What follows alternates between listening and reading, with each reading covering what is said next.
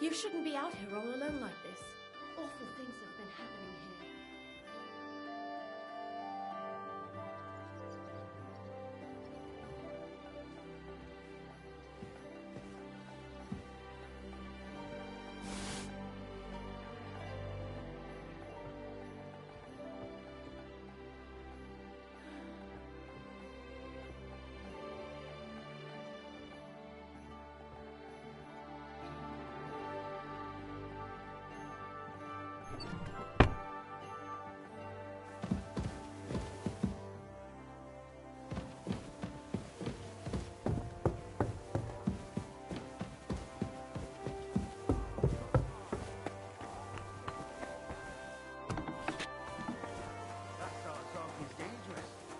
Tournament's supposed to be a celebration of the city.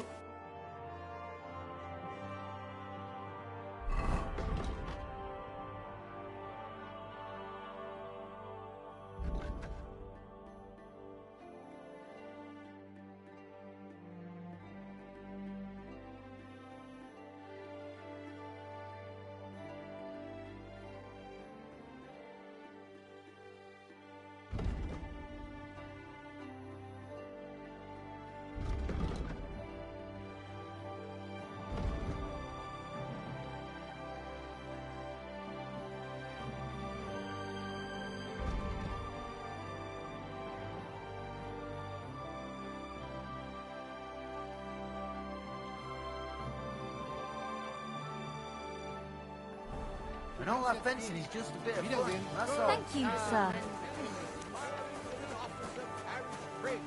But since silver made the city rich, the townsfolk have become unwilling to share the pie.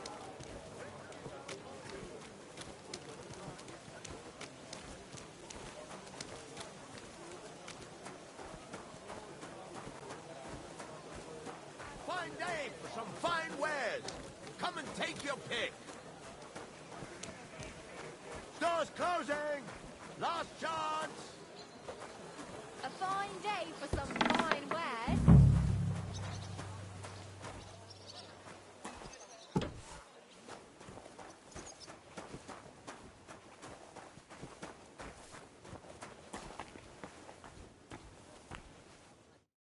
Grüß Gott.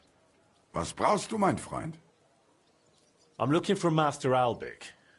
I heard he lives here. That's right, but he's not in at the moment. What do you want from him?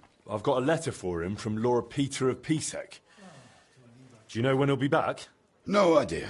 He went over to the neighbors in quite a rush. The women of the house sent for him. Apparently, their mate's unwell. Albic is treating a common maid? Well, that's just the kind of man he is. Who are these neighbors? Just townsfolk. Same as any around here. They live 2 doors down towards the square. That's all I needed. Thanks.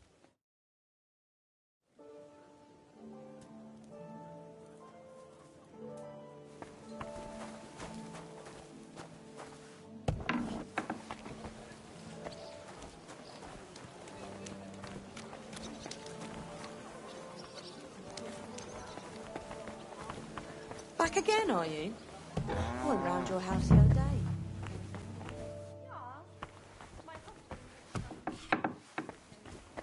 This is the house where Albic is tending to that maid.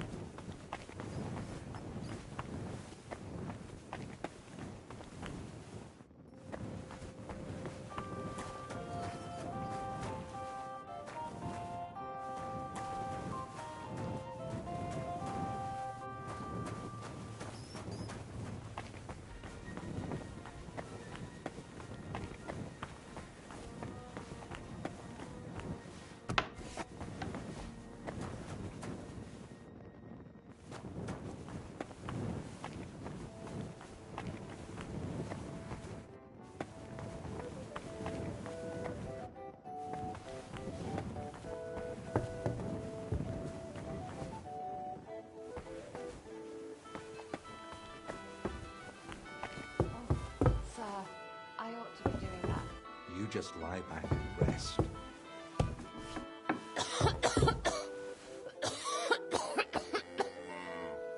If you... What the devil do you want now? Forgive me, sir, but I need to discuss something with you. All right then, speak. What's so important? Sir Peter of Pisek sent me to you, and... Ah, then I know what this is about. Sir Peter of Pisek gave me this letter for you, sir. Really? Let's have a look. Here it is. My name's Henry, and Lord Pisek says I should escort you to the monastery in Sedlitz. Yes, yes. Peter and I had a bit of a disagreement about this matter last time. Look, Henry, I appreciate your offer, but I don't think I require your services. Either way, you delivered the letter, and I am sure Lord Pisek will reward you for that.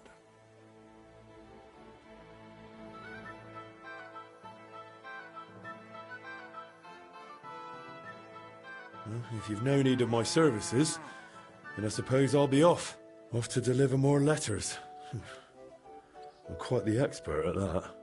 You seem to be hinting at something I've missed. Well, not long ago, I delivered a letter to Trotsky on behalf of Lords Hanish of Lipa and Radzik Kobila. You know Sir Radzik Kobila? I'm his son. His son? Forgive me, sir. I had no idea he had a... Neither did I until recently. And let's skip the sir. I'm a bastard, not an heir. Ah, yes. There is a certain resemblance. Very well, Henry. If your offer still stands, I accept. And I'd be glad to have you accompany me to the monastery. What changed your mind? If Pisek, Hanush, and Radzik Kobila trust you, then I trust you too. Besides, I wouldn't mind hearing something about my old acquaintances. I'll need a moment to sort out the essentials, then I'll be ready to set off. And you?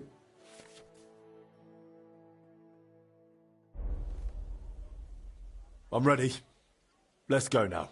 No time to waste. I'll just pack a few essentials. All right then. I think we can go. I've got everything I need. And you? I'm ready too. Let's go. Off we go.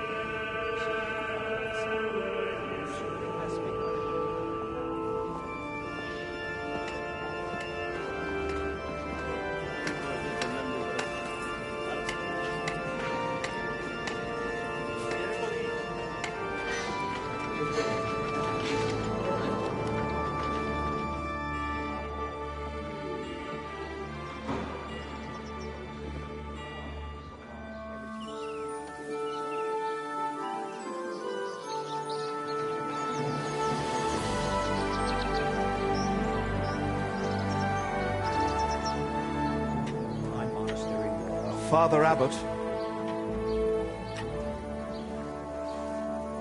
Albert, my friend.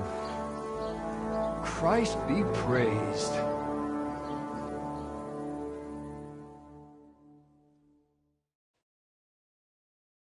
Master Albert, welcome. I admit I didn't expect we'd meet again so soon. But at the Italian court, I told you I needed to speak to His Majesty.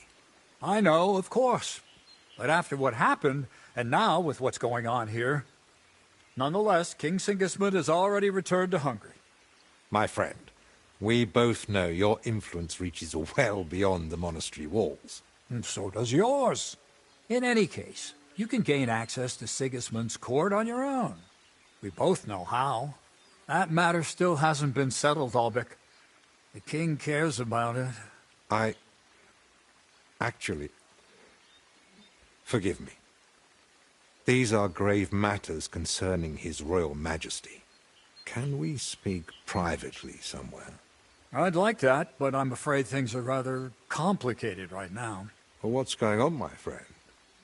You seem a little uneasy. I am. There are 3 seriously ill patients in the infirmary, gravely ill, and I fear the worst. The Black Death? Sadly, we can't rule it out. And I say that as someone who's lived through one outbreak already, and survived.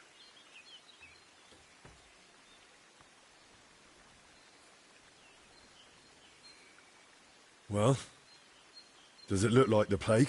You think I'd be alarmed over nothing? Forgive me, Father. Where would it have come from? The monastery is isolated. Few are allowed inside the cloisters.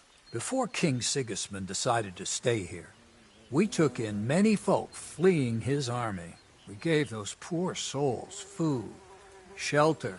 Some of them washed in clean water for the first time in weeks. And in poverty, hunger, and filth, all sorts of illnesses thrive. On top of that, there's construction going on inside the church. There are all sorts of craftsmen and laborers in the monastic courtyard. And who are these 3 patients? 2 are members of the monastery, Confessor Stephen and Brother Yaroslav, who works in the scriptorium, and one of the maidservants.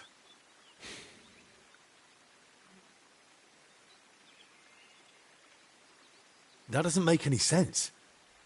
How could all 3 of them get infected? When the plague strikes full force, it's swift. That's not what I meant. You said yourself one of the sick is a maid.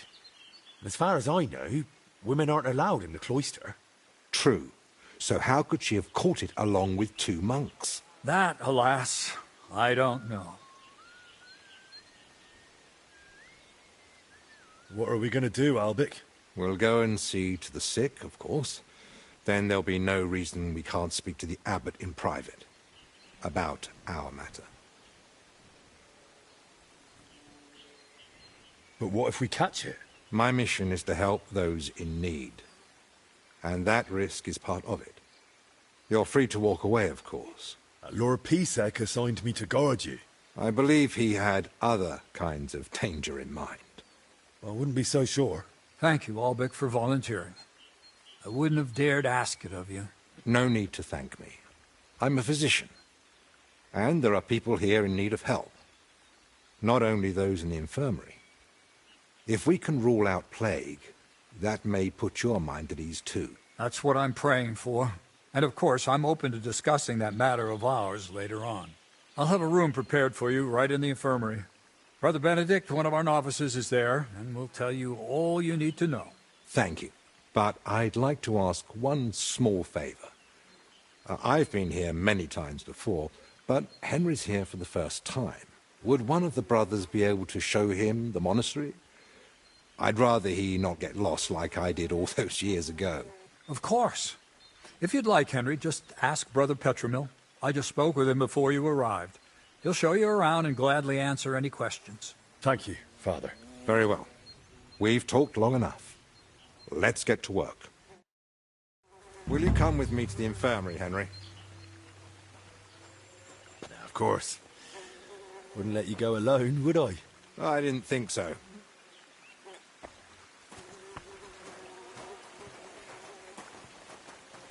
Tell me, Henry, didn't the abbot seem anxious to you? I don't know. But fear of an unknown illness is natural, isn't it? Well, that's true, but I don't know. The plague's a terrible illness. Sorry. But surely they recognize it in the infirmary. Why would he need you? Well, the thing is, the monastery isn't in great shape. Not that you'd notice right away. King Wenceslas borrowed heavily from settlers, and now the monastery has to sell land to pay off its debts. And when Sigismund marched on the town with his army, that didn't help matters either. And if plague really did break out, that could be the final nail in the coffin. The abbot might be forced to dissolve the monastery. But let's not jump to conclusions. I want to see the sick with my own eyes before we start worrying about the plague.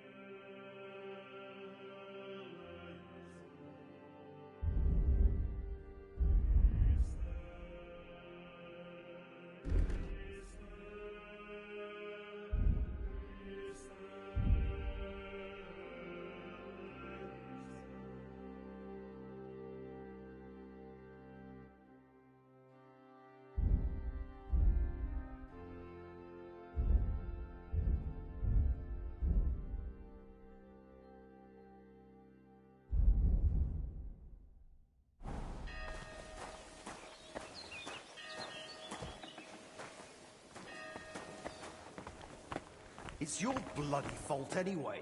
Oh, I struck you first, and that should have ended the duel, but no. You just had to have the last blow, didn't you? I hit you first. Just by a hair, but it still counts. Your head's made of oak, is it? Didn't even feel it when I bashed it. I'm feeling it now, all right. My skull's pounding.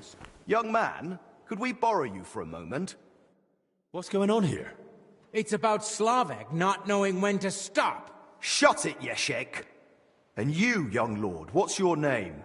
I'm Henry, and I'm no lord. All right then, Henry. Do you think you could settle this for us? We were having a training duel.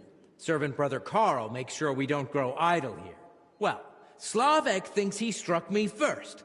I say it was the other way round. You're looking pretty battered for a training duel. Yeah, once we get going, it's no laughing matter. We've both got a bit of a temper. Either way, the fight should have ended the moment I hit you. If it had been a sharp blade, you'd be dead. Bullocks.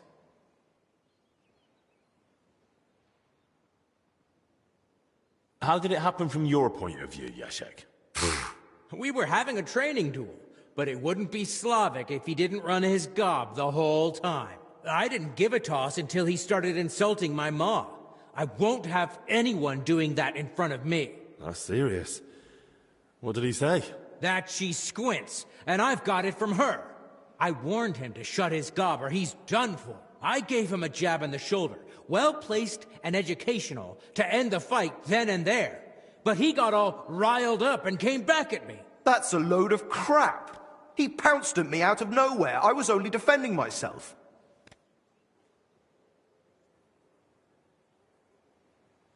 I still want to hear what Slavek has to say. Now that's more like it.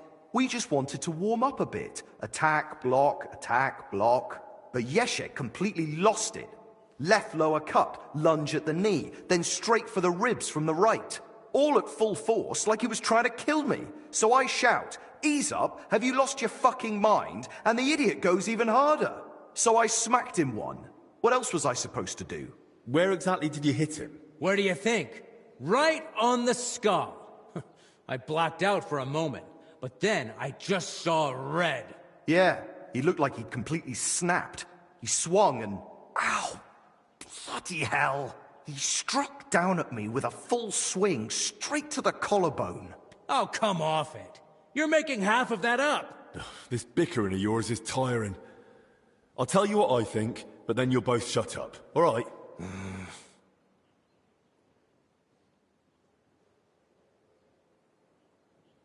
Doesn't matter who struck first.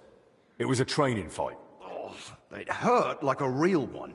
Yeah, I'll have a scar across half my head because of it. If either of you knew a master strike, you might have come off a bit better. Or at least one of you would have. Master strike? Your armed brethren probably call it a Meisterhowl. You deflect an attack and strike your opponent in one move. Oh, don't give us that. Nothing beats a good solid smack in the teeth. My thoughts exactly. We could still have a bout though, eh, Yeshek? Once they let us out. I'm still pissed at you over the last one. Oh, come on. I didn't mean that stuff about your ma. I've never even seen her. And anyway, I'm glad I ended up in the infirmary with you. What more do we need? Yeah, no Ludolf breathing down our necks day in, day out. Who's Ludolf? Our commander. Tough, strict, but fair. He's the only real knight among us, really. Came from Marienburg. That's a castle belonging to the Order. It's supposed to be massive. I'd love to see it one day. I haven't set foot outside Bohemia in my whole life. Don't worry. You'll see it when we march out of here. But till then, we're stuck here for a while. Well, I wish you both a swift recovery. I'll be off now. Thanks. By the way, if you run into Brother Carl, tell him not to take it to heart. We brought it on ourselves. He's a good man. And if you wanted, I'm sure he'd let you train with us at the camp. Just tell him you know us.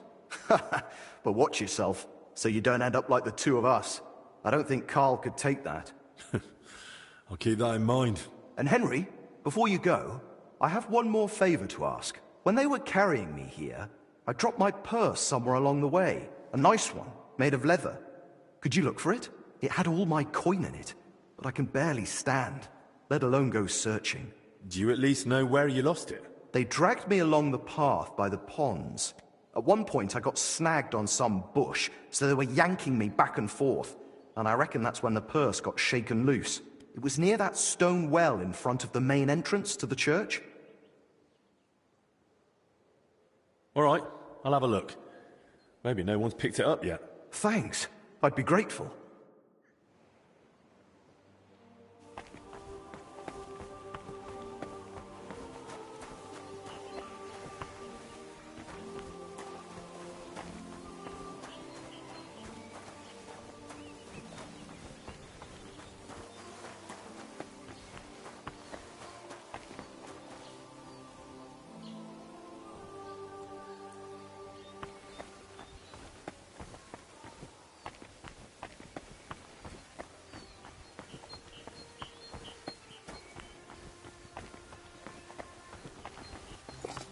Humble respect.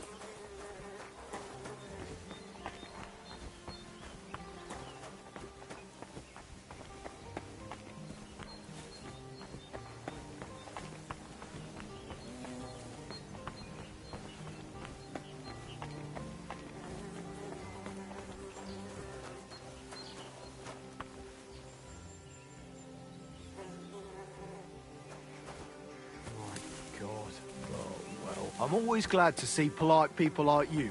God be with you. God be with you. How's the watch going? Not bad, so far.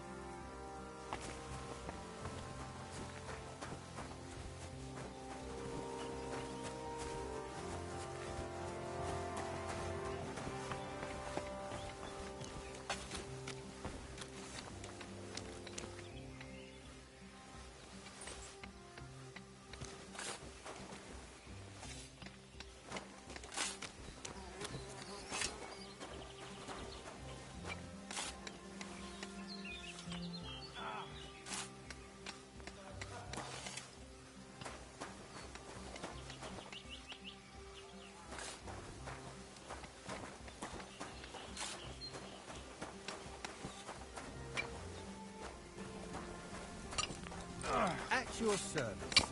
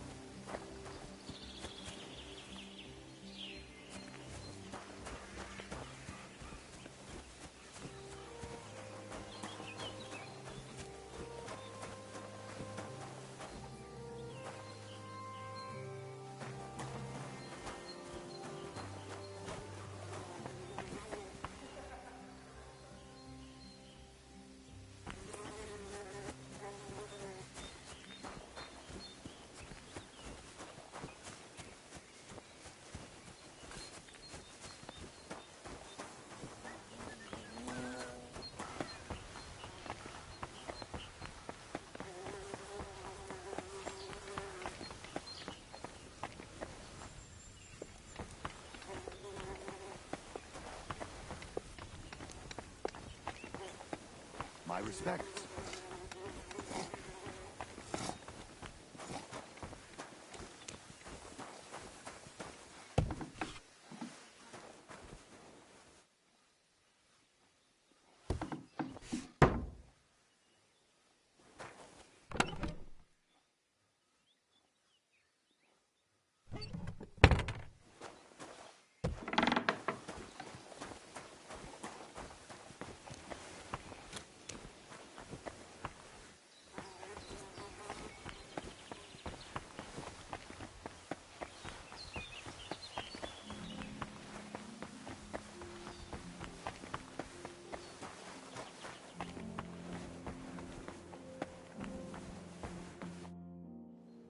About that purse of yours. Yes?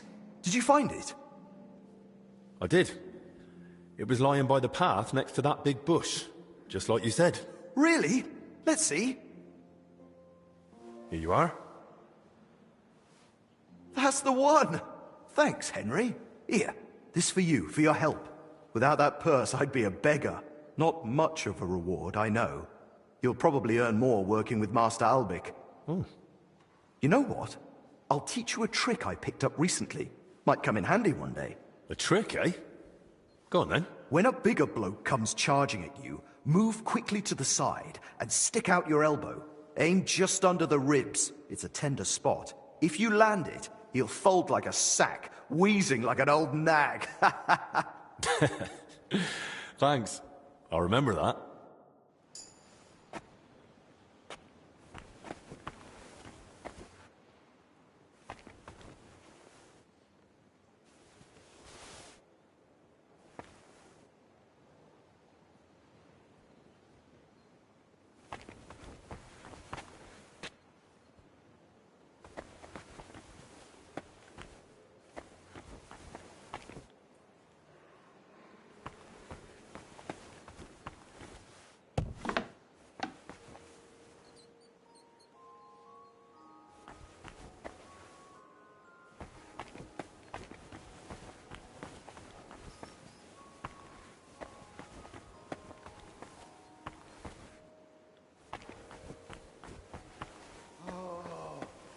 I'm gonna die of boredom in here. Can't you at least be quiet while you do it?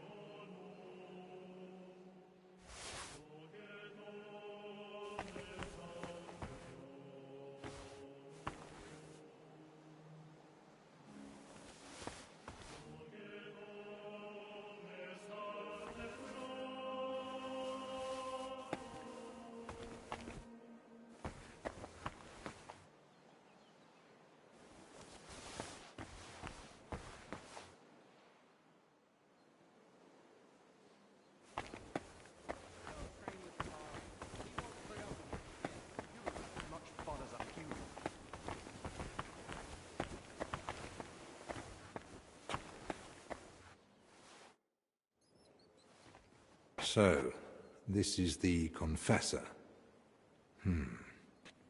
What do you make of it, Henry?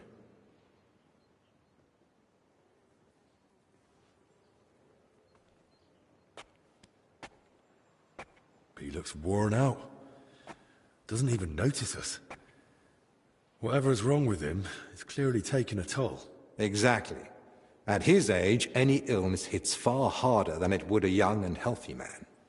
Well, the good news, I suppose, is that he's not in agony. Pain's part of life, but no one deserves to suffer too much.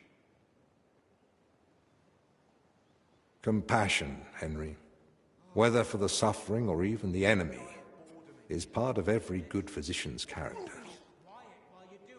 Unfortunately, not every physician is a good one. Albek? Albek of Unichov? Zacharias? What are you doing here? Wherever His Majesty goes, I must follow. You know how it is. But why aren't you in Padua, studying? Have you been missing your homeland? I was summoned home for urgent matters. And since I'm here, the abbot asked for my help. Ah, yes. This plague he's so afraid of. Plague? Do you believe it? Am I such a poor teacher? Of course not. But until now, it was just my word against the abbot's. In other words, I am truly glad you're here, my friend. Begging your pardon, sir, but who exactly are you? Henry, allow me to introduce Master Zacharias of Prchatsitz. He once studied under me, but became a trusted friend, and eventually the personal physician of King Sigismund. You flatter me, Albek.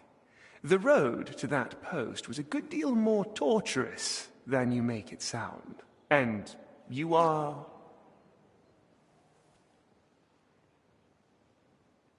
Henry of Scales. I'm here at the command of Sir Peter of Pisek, serving as Albek's aide. The Lord of Sukdol wouldn't even have let me come here without a proper escort. And I'm the one who's supposed to be stubborn. Quit complaining. You might find an aide like him more useful than you think. Anyway, this here is Dinesh. He didn't come entirely of his own will either, but he's proven a reliable man. Dinesh Latskvi. Gentlemen? Well then, now we all know each other, shall we finally return to the matter of the patients? Zacharias, I presume the abbot summoned you for the same reason as me. Aye, though I've only had time to merely examine them all. So what did you find out? All three share the same symptoms. It begins with weakness, then comes fever, rash, and later bloody diarrhea. By far the best off is the confessor here. He can still talk. The maid and the translator from the scriptorium are much worse. They sleep most of the day, and when they do speak, it's nonsense, because they're delirious with fever. Right. In that case, first we need to bring down the fever. Have they given you anyone to assist? Yes, Benedict. He's a novice and a bit odd, but he knows more about alchemy than most. We'll need linen and clean water for compresses. Pre-boiled water is best. Have you got chamomile decoctions? Benedict brews a fresh batch every evening. And what are they feeding them? Mostly bread, fruit. Yesterday they had fish, but they haven't eaten much of it. That doesn't sound like proper food for the sick. If they've got a fever, they need to be drinking a lot, don't they? You're right. This is no good at all. They might as well be feeding them dry pretzels. They should be getting something light and nutritious, ideally in liquid form. Broths, stews, thin porridge. Agreed. Dinesh will speak to Solarius Julian. You know the way to the kitchen, right? Consider it done. Then fetch herbs from Joachim. I gave him a list of what we'll need. Gentlemen? Joachim, you say? Well now. Who's this Joachim? You know him? The monastery herbalist. He lives in a hut in the garden behind the infirmary. But if I were you, I wouldn't bother him too much. He's a grumpy old fellow. You say that because you don't know him. I'll tell you more about him, Henry. But we have more pressing concerns right now. Can I help in any way? The best thing you could do is find out what the patients were doing before they ended up here. Diseases spread through foul air. So if we find where the three of them were breathing the same air, we'll find the source of the infection too. Who should I start with? If I were you, I'd start with the Confessor. He's the only one still lucid enough to speak. Better hurry. He might take a turn for the worse any moment. Who should I ask about the maid? As far as I know, her name's Blezhna. She gets her work assignments from Steward Zdenek. So I'd go and speak to him. And apparently, she's got a friend here. She might know something too. Try and find her. Who might know the monk who was translating in the scriptorium? Everything to do with books is handled by the librarian. His name's Crispin. He likes the sound of his own voice, but if you're patient, he might tell you what our patient was working on. Can I help with anything else? No, that's more than enough now. Once you've found something, come back. Maybe we'll have figured out more by then.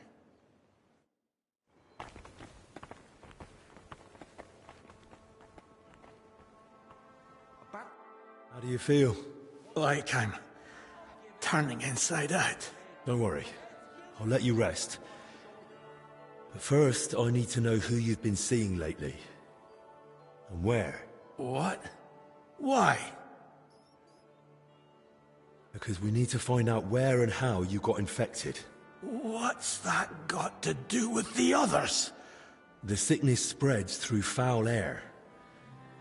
Anyone breathing the same air as you might be at risk. You sound like you know what you're talking about. And I believe you've got your reasons. But I'm a confessor. I can't. I mustn't break the seal of confession or tell you what anyone confided in me.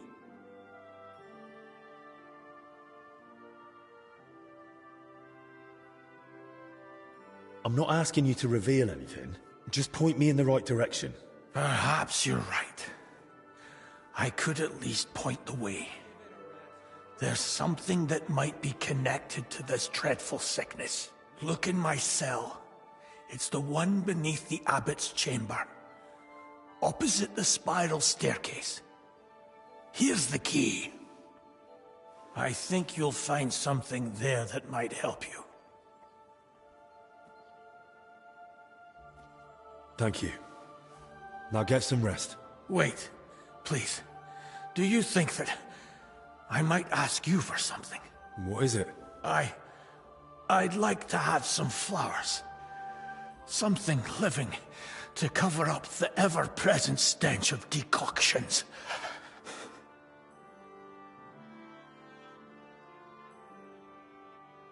What would you want flowers for? You'd be better off brewing a fever remedy from them. Do I need a reason? I just like them. Their color, their fragrance. That's what I miss the most here. I'll see what's growing nearby and bring you some. It'll brighten the place up a bit at least. Thank you, lad.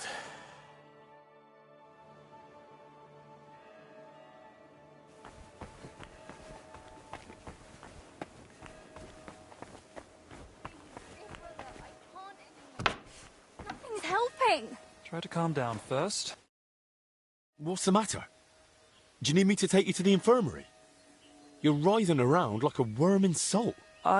Forgive me, I have a fever of decoction brewing and, it needs straining. I can't feel my legs or my back. Just a burning pain so bad, even the devil would ask for a cold cloth. Is there anything I can help you with, good wife? Who are you calling good wife? The name's Maddie, and no, only a sawbones can help me. Or the Reaper, maybe. Then it's your lucky day. Because I'm a bit of both. Tell me what's bothering you, Maddie. Well, it hurts like hell. Here, below my belly.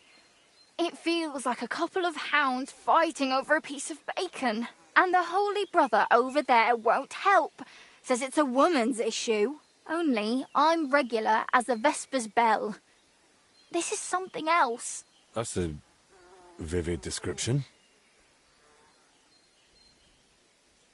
What were you doing before it started hurting? Working like a dog I was. Who said I wasn't? Zdeněk? All right, so I sat down on the stairs, just for a little while. My legs were killing me. Besides, those stairs were bloody hard. And ice cold too. It's a wonder I didn't freeze in place. All right, enough. I get it. How long has it been hurting? Well, it started the day before yesterday, and it's only gotten worse since then. And I've tried everything. Calamus, yarrow. I even prayed to Saint Benedict and rubbed garlic on my stomach. I even tried hanging from a ladder upside down so it could pass through me. All for nothing. And I almost bashed my head getting down. All right. I'll try to help you somehow. If you sat on cold steps for a while, you might have caught cold from below. Whatever it is, I just want it to stop hurting. Sakura. Let them rinse me out with holy water for all I care. Or at least tie a knot in my guts, or I swear they are gonna come spilling out.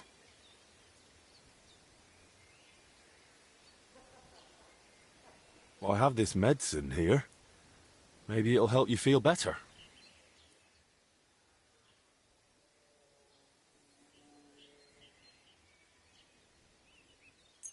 Here.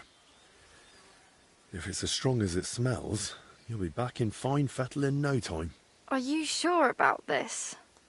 This looks like the stuff I had to gurgle that one time when I ate too much bacon. But, all right then. I'll hand it over before I give birth over here. What the... Holy Mary, did you hear that too? It's coming from my belly. That swill must be coming back up. What did you do to me? Now I need a bucket for each end. How am I supposed to work now? I can barely crawl.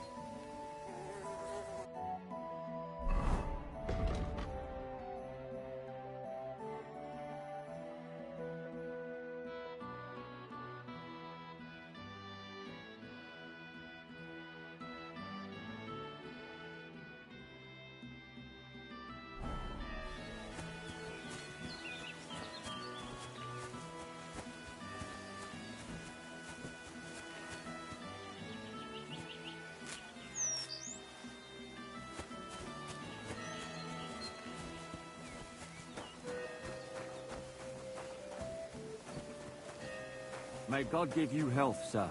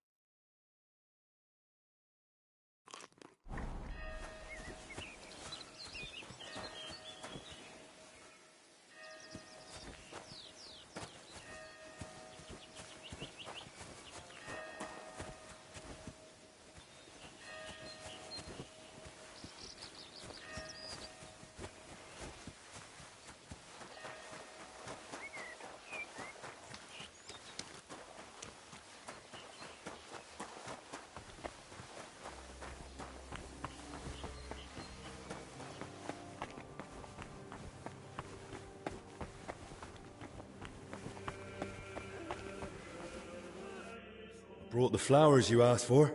May the Lord reward you.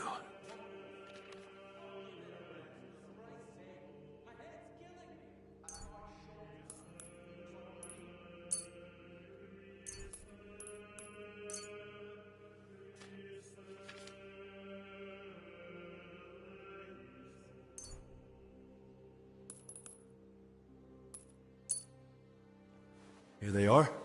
Thank you, lad. Would you put them in the jug for me?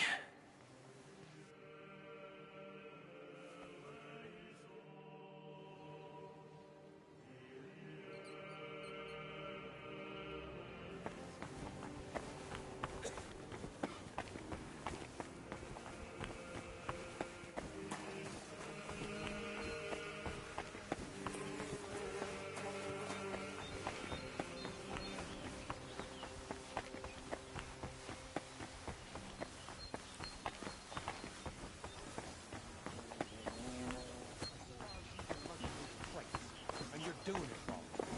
Sooner or later, you'll hurt your back and end up a cripple.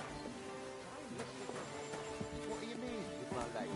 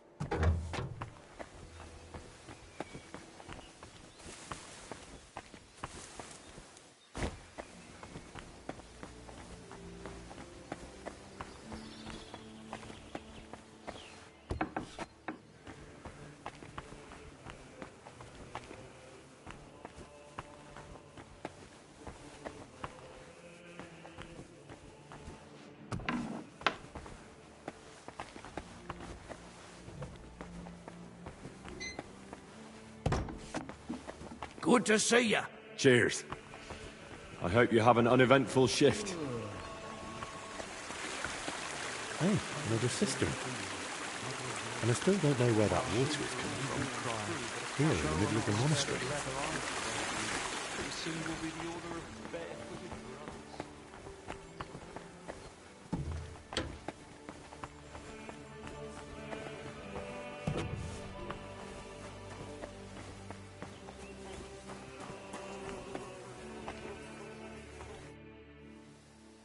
Brother Petramil? Yes, and you are? My name's Henry. I'm accompanying Albik of Unichov. The abbot said you'd show me around the monastery. Of course.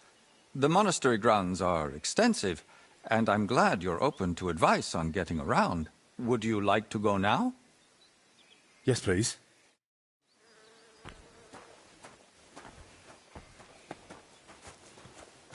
Our monastery was the first Cistercian monastery in Bohemia, and is thus the mother of all our order's monasteries in these lands. My mother.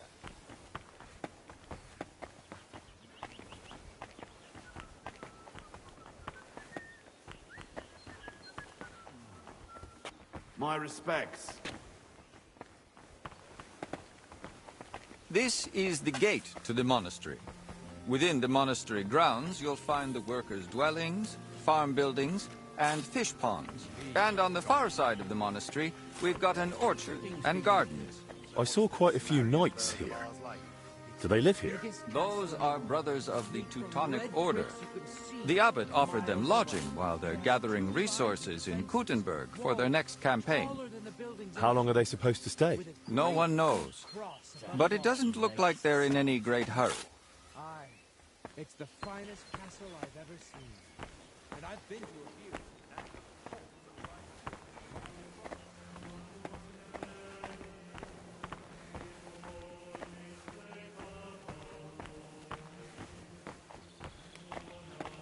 I'm sorry.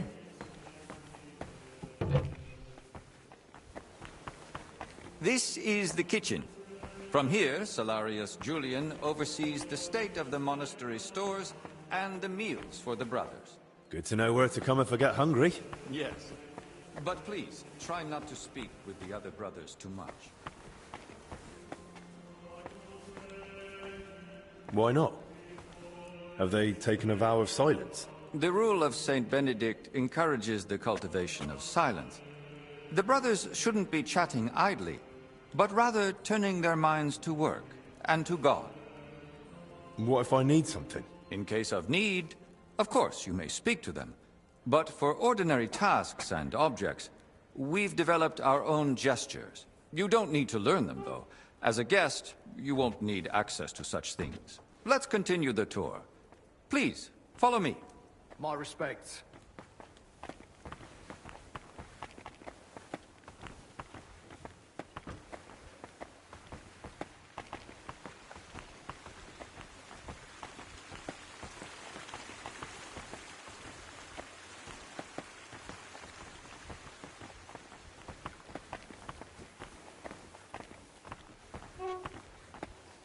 My humble respects.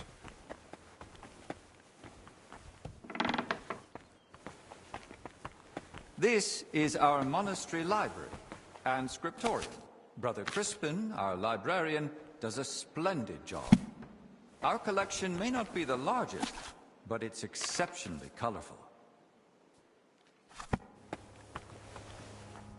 Can I borrow any books here? Yes, but please try not to take them out of the library. We already have trouble with brothers not returning them. I think I myself might have a forgotten volume or two in my cell.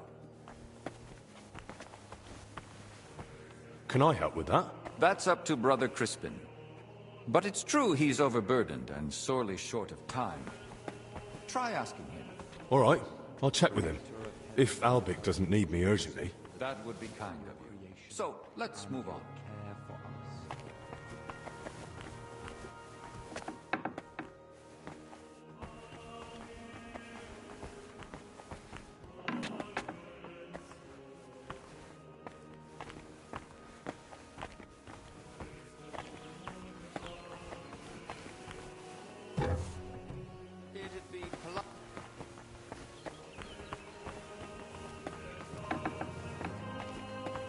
This is the chapter hall.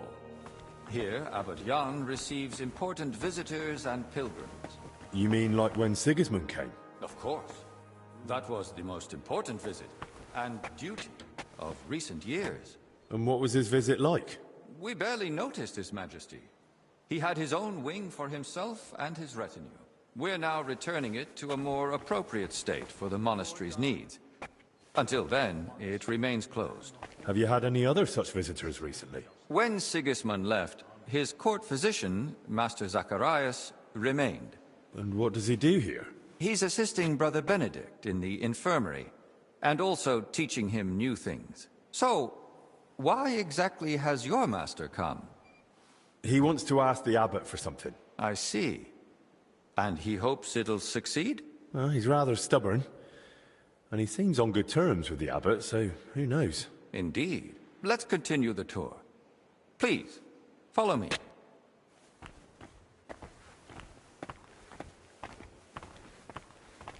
Next, we'll visit the beating heart of our monastery. Please, ignore the ongoing work.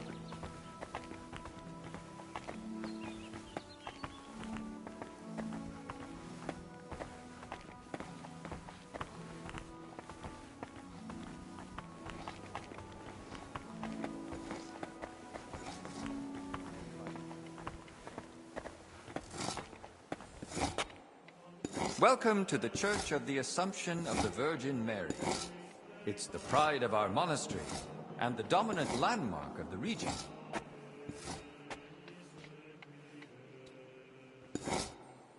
I've been staring at it from Kuttenberg.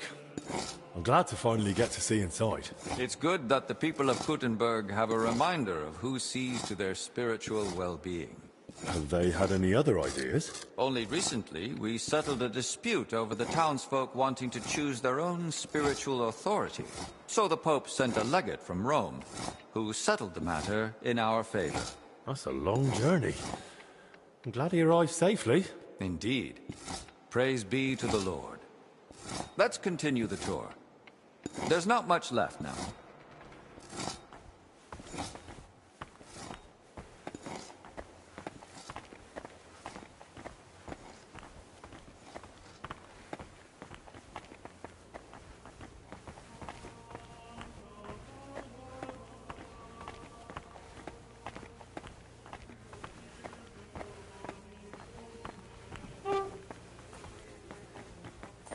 Did you notice the cemetery by the monastery when you arrived? Hard not to. It's enormous. Yes. For a long time now, people have traveled even from far and wide to bury their loved ones here. Why here of all? A century ago, Abbot Heidenreich went on a pilgrimage to the Holy Land and brought back soil from Christ's tomb. Since then, people have come here in great numbers. After the plague and the wars of recent years, their numbers have only grown. We recently built the ossuary to have a place to lay the dead. These cells are reserved for brothers who hold an official position in the monastery. And which cell is yours? If you come through the garden gate, it's the first cell on the right. But I spend most of the day making rounds around the monastery, or assisting the abbot, who has his office above us. Why are they here, specifically? The abbot's study is upstairs, so we can be close at hand. Where does that gate lead? To the garden surrounding the monastery. If you ever crave solitude and natural beauty within the monastery walls, do not hesitate to visit. Should we move on? Please, this way. Next, I'll show you the abbot's chapel. Won't the abbot mind? Apparently not. The Right Reverend instructed me to give you as thorough a tour of the monastery as possible, including the chapel. He said ignorance mustn't hinder your ability to assist your master.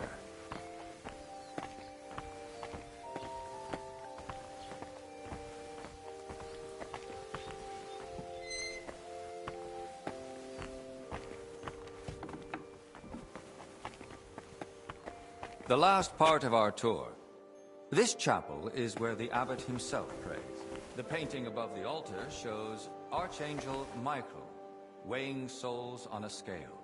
We see sinners cast to hellish beasts and pious souls rising to the gates of heaven.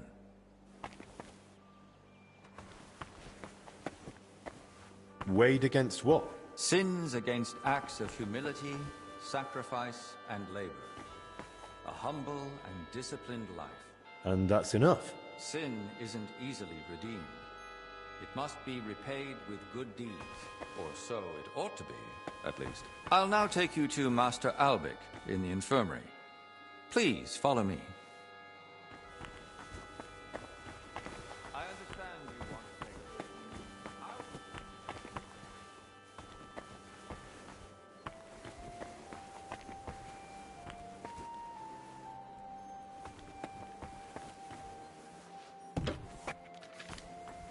At your service, sir.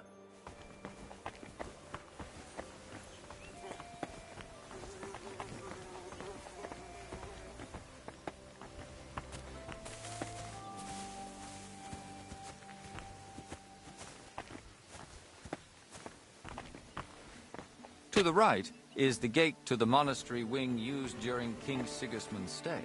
We're still cleaning up after such noble company, so it's currently inaccessible. Please stay close. The monastery is large, and I'd rather you...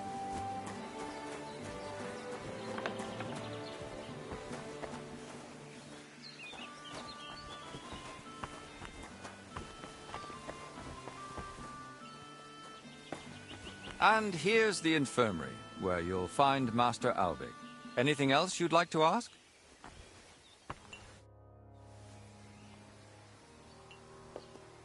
Are there places I'm not allowed? Aside from the wing once occupied by King Sigismund, you're free to move about the entire monastery. But please, speak with the brothers only when necessary. Are there any other interesting places you haven't shown me? What exactly are you helping Master Albic with?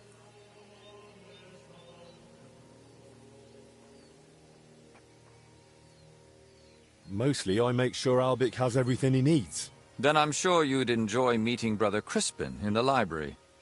He has books that might prove useful to you both. I'd say I know everything I need. I'll go and check what Master Albic needs. Good luck. And God be with you. And with you.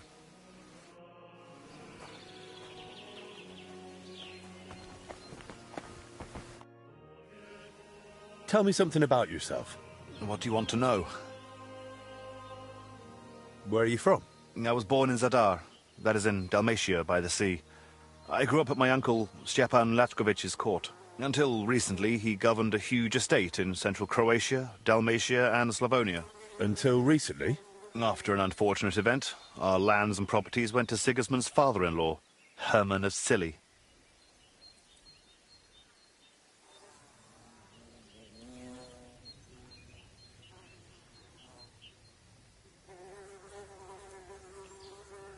What do you mean by unfortunate event? The one that cost you your properties?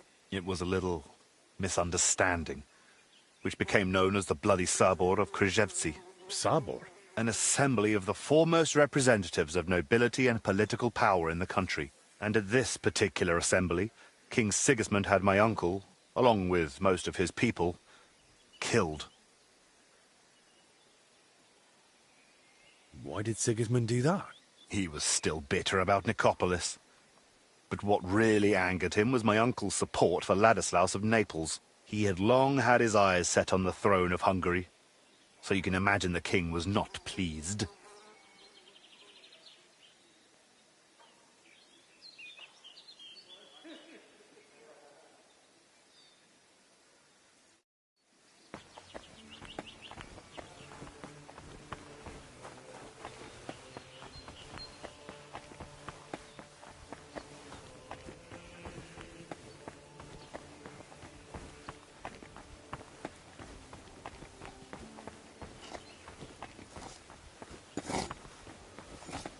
At your service, sir.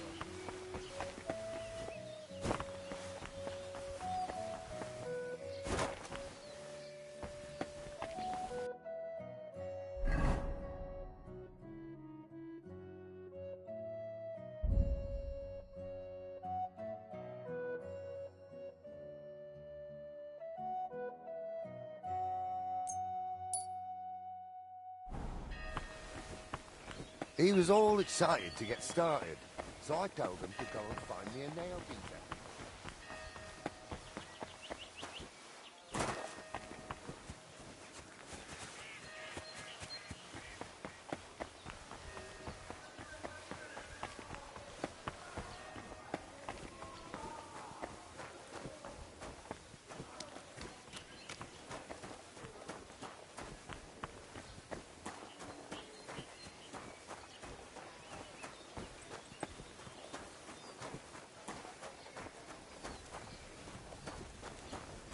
At your service, sir. Hey, you're not allowed here.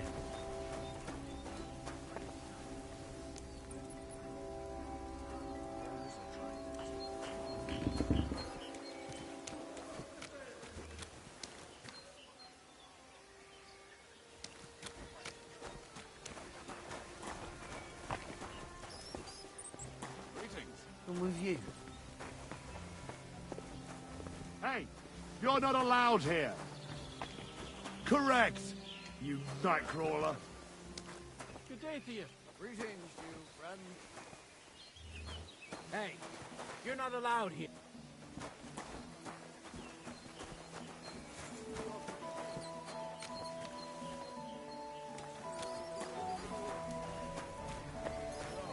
What's this Marienburg of ours like? At your service, sir. See from miles away. It has 2 lines of defenses. Walls taller than the buildings in Kuttenberg, with a great big cross. Greetings, my friend. I heard you're doing combat training here. That's right.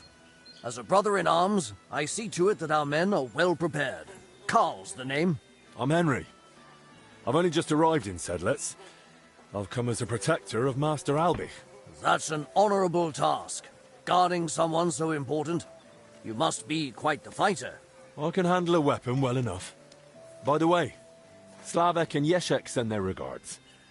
I ran into them in the infirmary. Don't even mention those 2.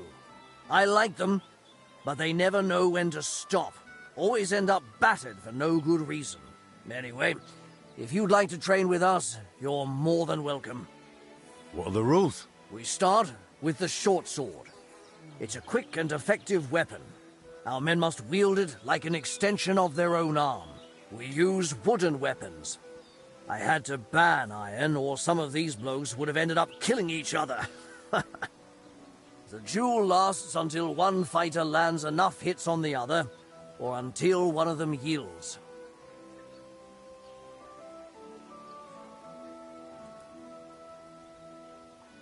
Let's go.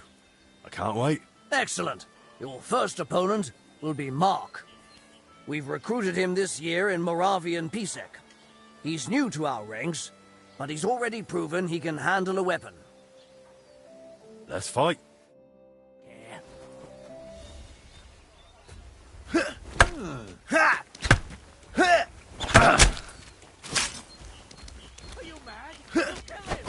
Mary in heaven!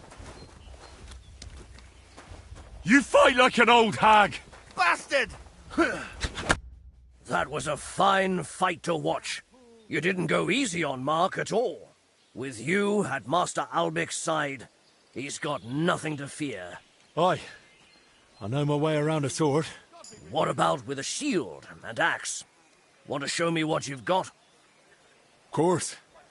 A true warrior needs to handle every weapon well. That's right. Best be ready for anything. Your next opponent will be John.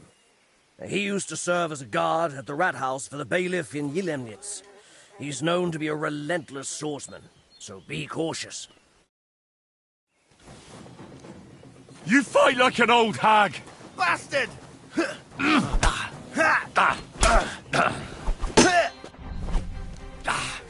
You ought to be ashamed.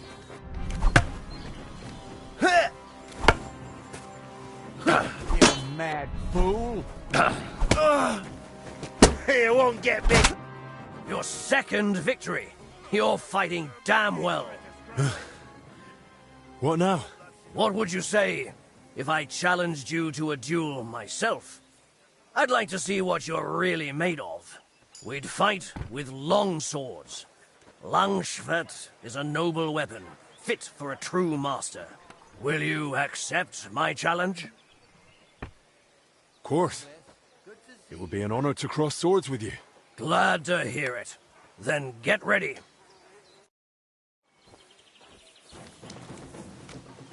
In God's name!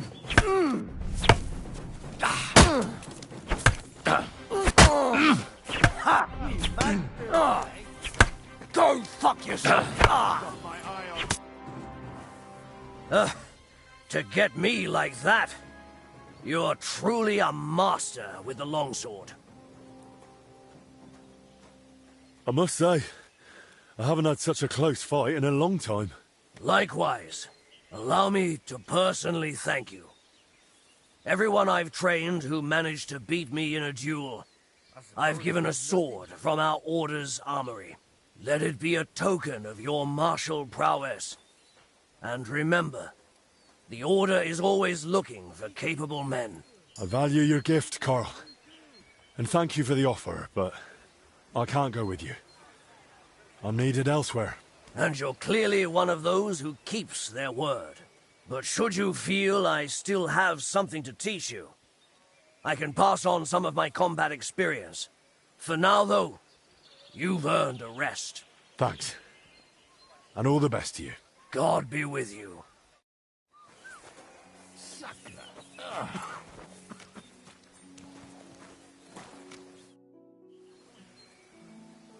You said you'd teach me something? You showed what you can do in the arena. But everyone has room to grow, even the best. Now isn't the time. Stop by later.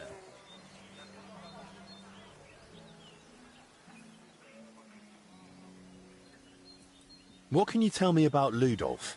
I would trust him with my life. Is he strict with you? He's above all fair. But yes, he needs to keep us in line. We have an important mission. How long have you been in the Order? For as long as I can remember.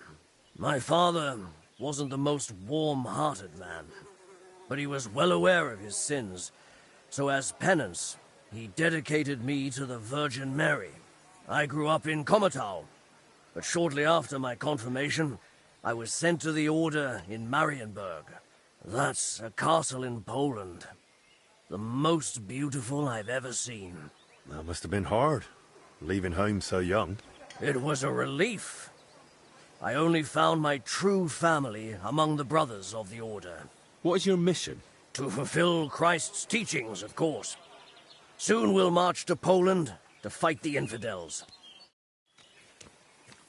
So what's this Marienburg of ours like? It's the biggest castle.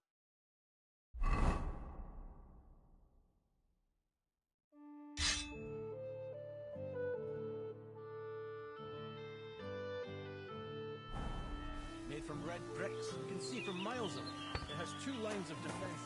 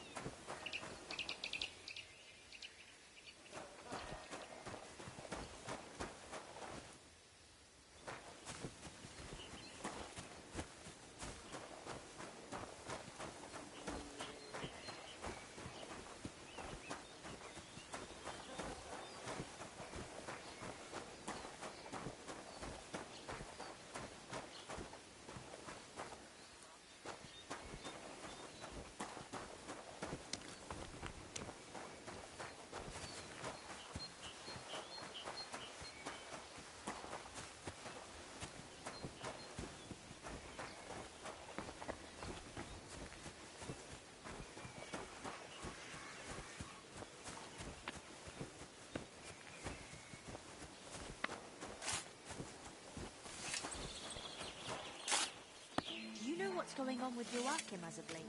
I went to him to get some sage for cooking, and he seems down. My humble respects. You know the maid Blazena?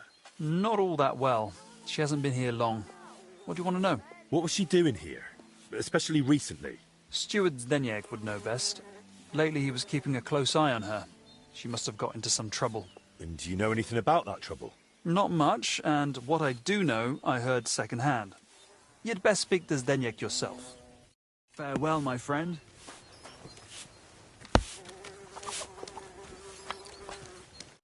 Greetings. You've got blood all over you. You're Zdeněk, right? They say you're the steward here. I need to find out something about Blazena. She's lying in the infirmary. What's it to you? She's in a bad way. Master Albik is treating her, but to work out what's wrong, I need to know what she's been doing lately. Oh, I see. That's different. What do you want to know, then? What sort of work does Blazena usually do? All sorts. She's a maid, so she does whatever needs doing. Did she ever go into the monastery? What would she do there? Women aren't allowed in. But she still manages to get where she's not allowed. What do you mean by that? It'll sound terrible with her being sick now. Whatever it is, out with it. I think she's been stealing. Lately, food's been going missing from the pantry, and she and I are the only ones with a key. I was just about to throw her out, but then she fell ill. Who was Blazena closest with here? She shared a room with Valerie. I had to separate them more than once so they'd stop chatting and get to work. And how do I recognise Valerie? Easy. She's the only blonde among the maids. Where does Blazena sleep? I'd like to take a look at her room. What for? How do I know you won't nick something? Excuse me? I can bring Master Albic here if you like, but he's got better things to do. Like saving Blazena and the others. All right, no need to shout. Blazena sleeps in the house across from the church, like most of the help. When you enter, go through the door on the right, then up the stairs. Her bed and chest are by the window. I'll take a look there if that's all right. Thanks. It's like my own guts turned against me. Greetings, sir. What would you like? I need to find something out about Blazena, and they say you know her better than anyone. Well, we share a room, but we're not that close, really. Why? I'm helping the physician treating her, and anything I find out could help. I spoke to the steward, but he wasn't very helpful. You mean Zdeněk? What did he tell you about Blazena? Not much, really. Just that she's a maid and all that. That's why I was hoping you'd tell me more. Did he try telling you she's a thief? And is she? That scoundrel. I knew he'd try feeding you lies. How can you be so sure Zdeněk lied to me? Because I caught him red-handed. I saw him going through Blazena's things. Her chest. You think he was looking for something? Maybe. I saw him take something out of her chest. And do you know exactly what he took? No. It was already getting dark, and the bastard's quick with his hands. But it must have been something small. Right after that, he slipped out and went down into the cellar outside. And what sort of cellar is it? The entrance is in the yard, under the stairs. There's food down there, but mainly that's where the monastery wine is kept. There are a few rooms down there, and only Zdeněk has a key to some of them. Sounds like a perfect place to stash stolen goods. Do you know where Zdeněk sleeps? Maybe I should have a look. We live in the same house. Me and Blazena sleep upstairs. He's got a bed in the kitchen downstairs, just opposite the door.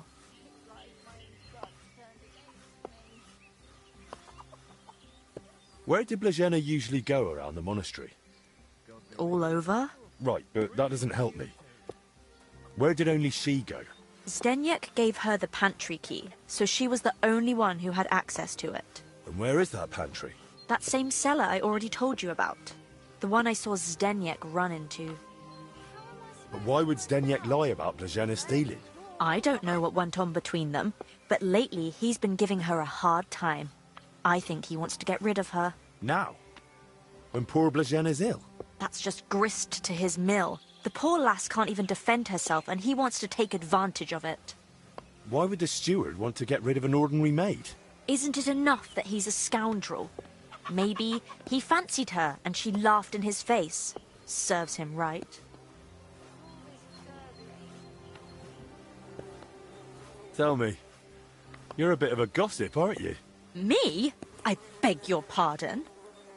One day's like the next round here. The monks don't even glance at me. So I just listen to what they talk about. You never know when it might come in handy. Did Blazena have a sweetheart? That? I'm not entirely sure. So someone's been sniffing round her? I only ever saw her once, chatting cheerfully in the doorway of the monastery with some monk. Monks aren't supposed to talk to women, right? And I haven't told anyone but you about it. And you keep it to yourself too. Blazena's got it hard enough as it is. That'll do for now. I'll take a look in that cellar and see what I can find. Right, but how is all this supposed to help Blazena get better? Well, to be honest, I don't know myself. But Master Albic said to find out what I can. And how is Blazena doing? Don't worry about her. Albic treated King Wenceslas himself. Illnesses don't scare him. If you say so. That does make me feel better. Let's hope she recovers. I miss her high spirits. And her laugh. Without her, it's so horribly quiet here. See you soon, my friend. It's like my own guts turned against me.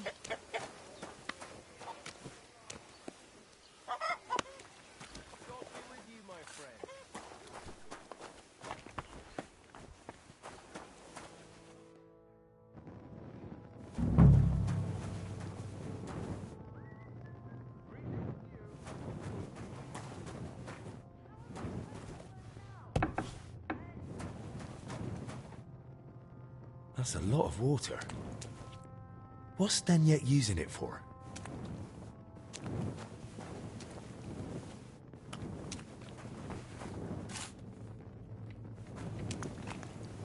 It's pretty wet in here. Must be from those tubs of water.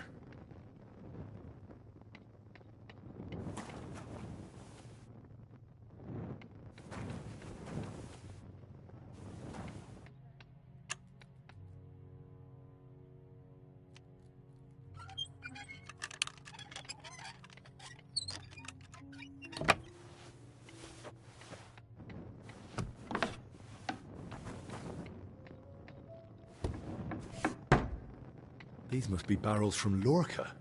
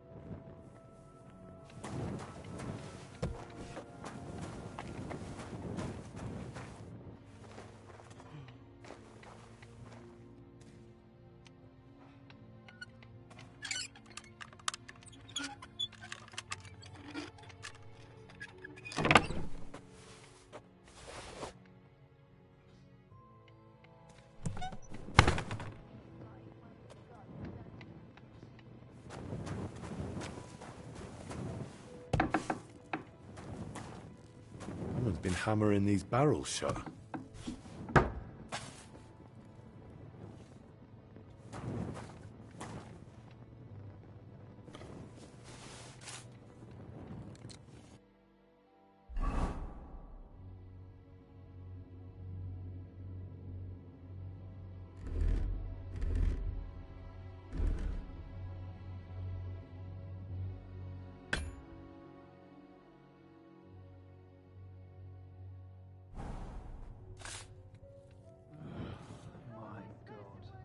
An empty wine barrel.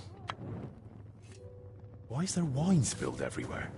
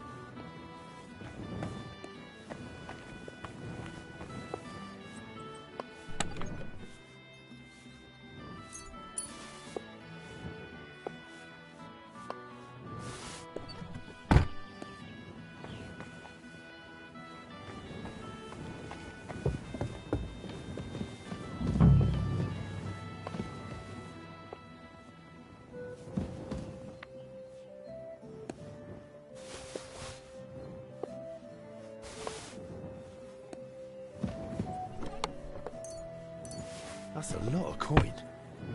Suspiciously much for a common maid.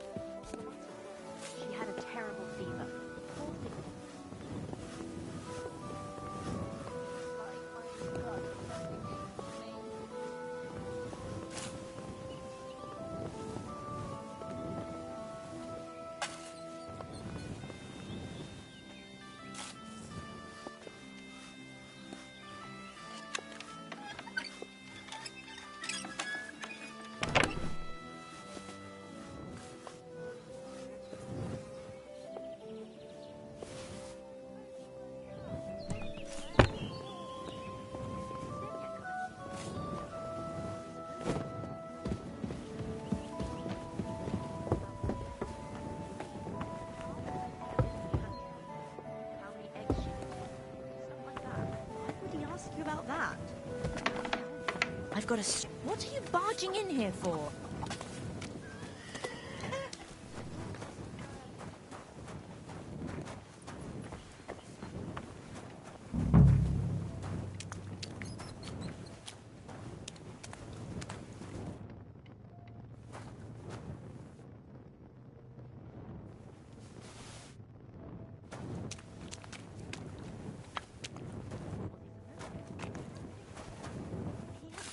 Of course. Now I get it. Steward Zdenyek's watering down the monastery wine. If the abbot found out about this, he'd throw him out.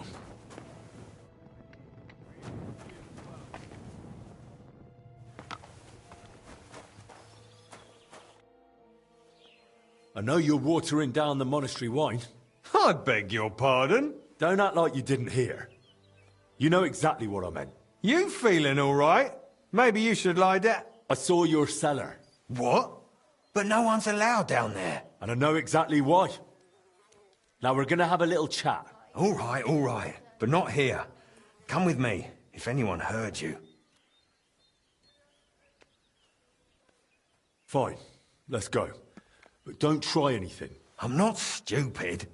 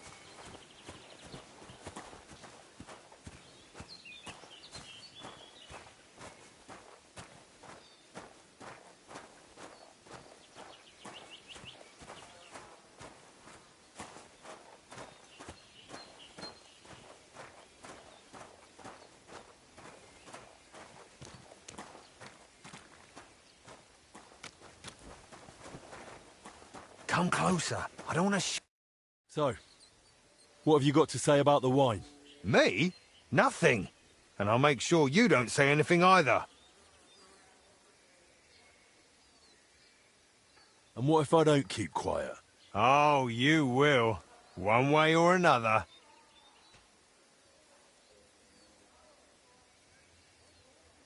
That stick doesn't frighten me. You haven't had a good hiding in a while, have you? No, I haven't. And do you know why? I don't, and I don't care. Defend yourself. Now you're gonna get it!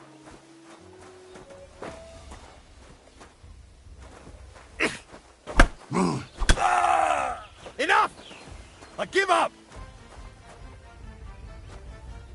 All right, enough. I clearly misjudged you. I'd say so. What do you want from me? First of all, give me your axe. All right. Here. That's the way.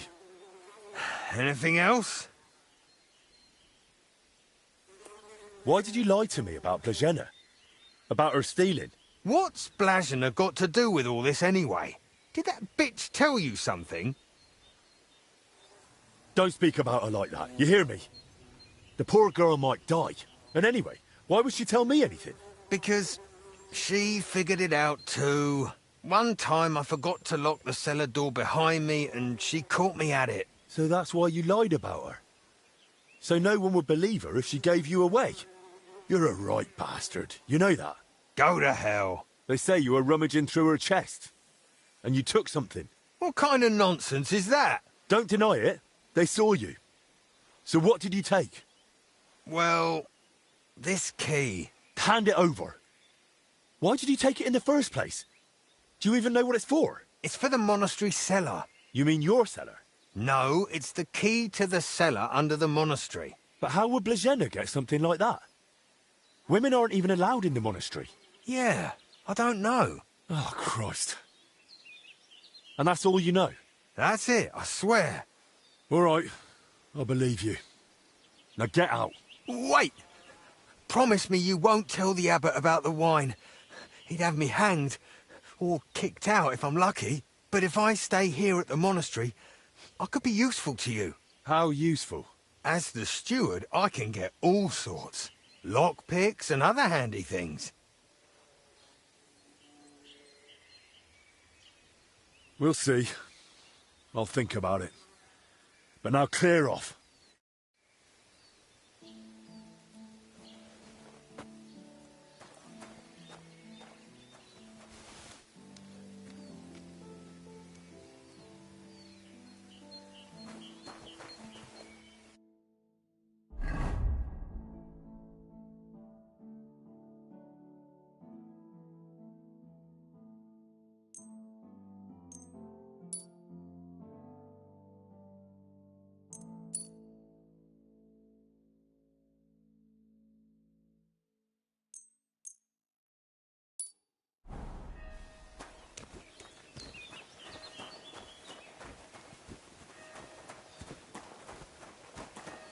I'm sorry.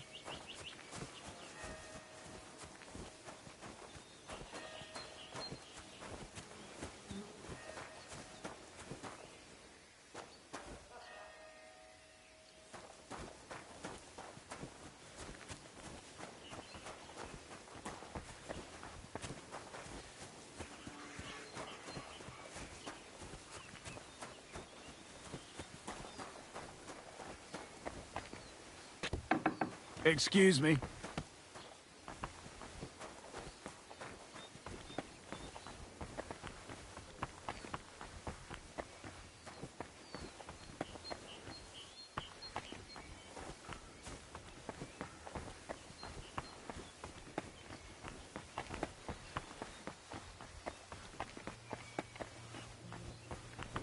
Look, I saw you were lugging those crates.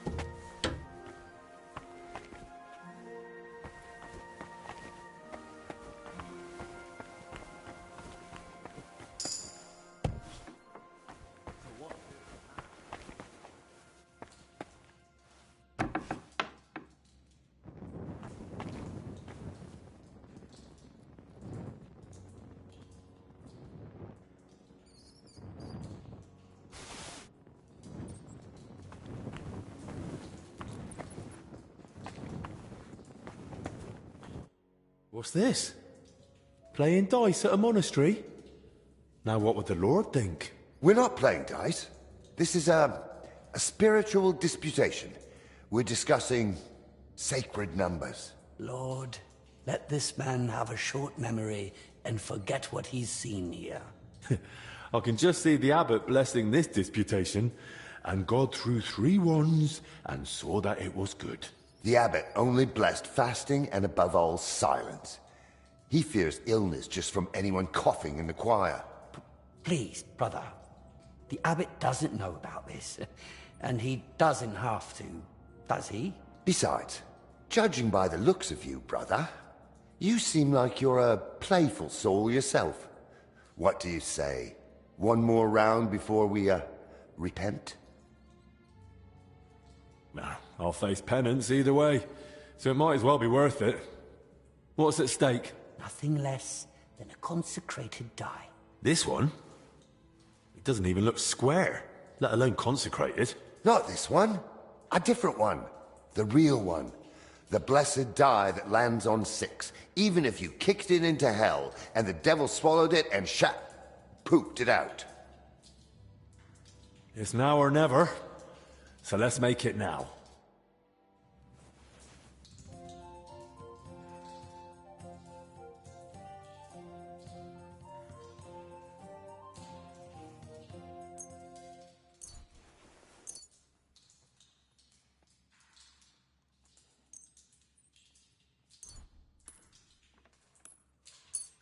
I hope Lady Luck will be on my side.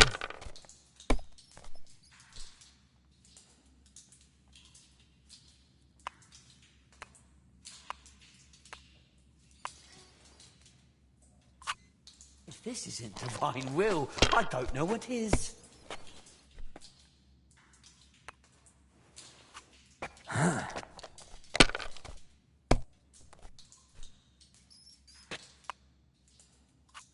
Like this.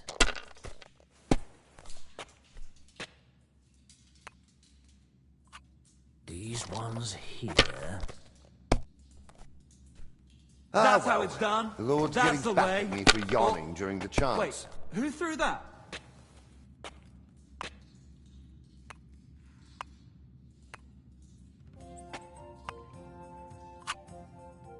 Can't. Ha! I win. So, where's this famous blessed die of yours? Where is it? Now that's a good question. They say it lies where the sun doesn't shine, but grapes ripen nonetheless, where the wood is firm, but hollow. The fourth one on the left. So, I have to find it myself? What kind of prize is that? A great one. In the spiritual sense, that is. In the spiritual sense, you can kiss my arse. Besides, why didn't you pull it out yourselves? You see, we would have gone and picked it up, if only it wasn't possibly, maybe a little bit, cursed. It's what? Not for sure, though. Just possibly. Theoretically. Ah, that's just a harmless rumor. An old monastery myth. One that says it brings luck to the good-hearted and to the foolish. A lifetime of phlegm and 5 years of embarrassing accidents. So, nothing too serious. Well, thanks a lot.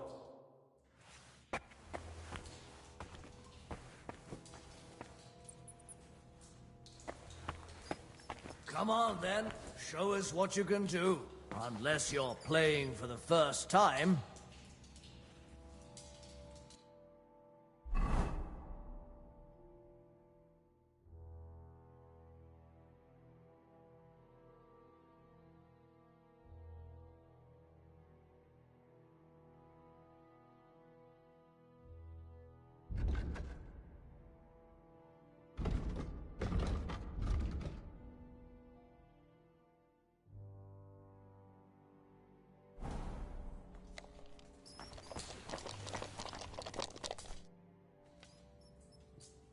I forgot where I'm supposed to look for your blessed die. How did that famous riddle go again? Listen closely. It's said to lie where the sun doesn't shine, yet there still ripens the vine, where the timber rests on hollow timber. And then it's the fourth one from the left. Now I remember why I forgot it.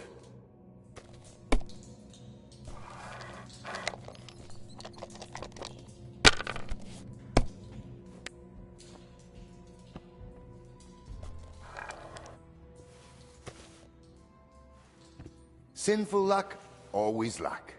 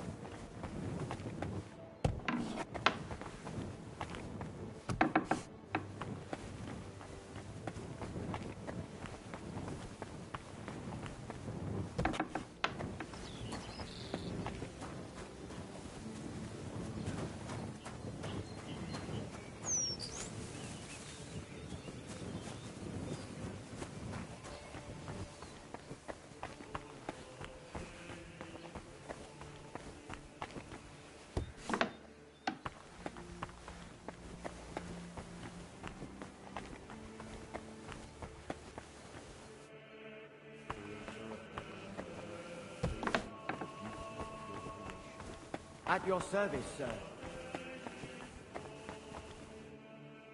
Kitty! Kitty!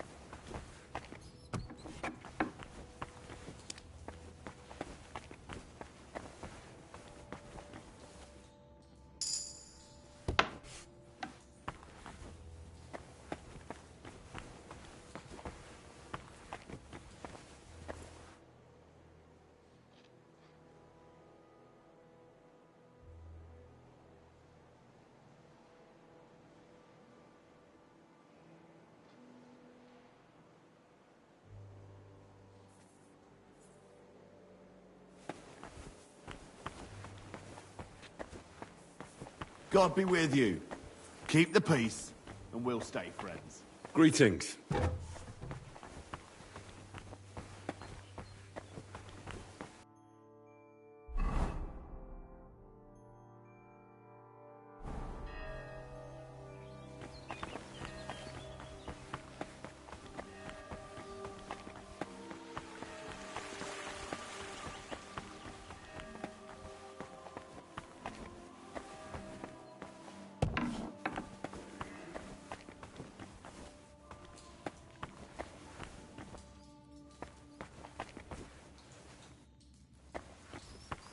Damn it!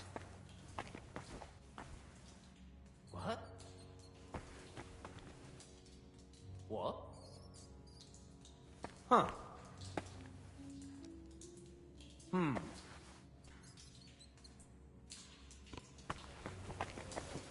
Ah, well. We'll get back.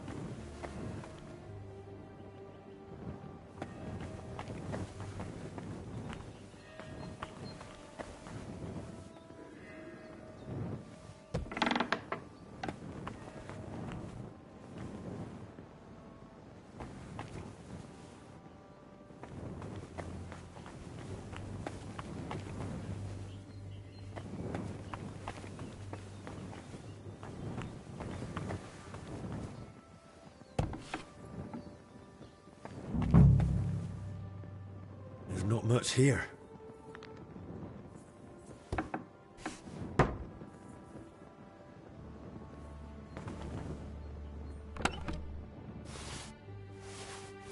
Where the hell did the Confessor get so many valuables? Something doesn't add up here.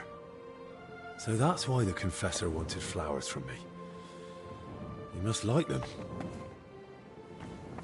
More flowers.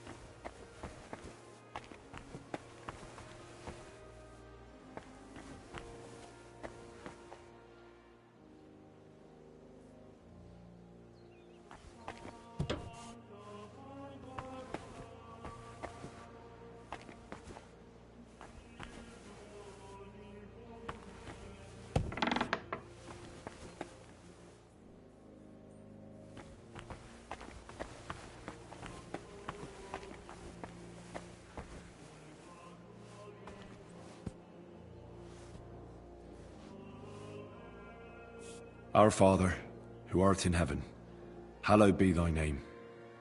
Thy kingdom come, thy will be done, on earth as it is in heaven. Give us this day our daily bread, and forgive us our trespasses, as we forgive those who trespass against us. And lead us not into temptation, but deliver us from evil. Amen. Hail Mary, full of grace, the Lord is with thee. Blessed art thou among women, and blessed is the fruit of thy womb, Jesus. Holy Mary, Mother of God, pray for us sinners now and at the hour of our death. Amen.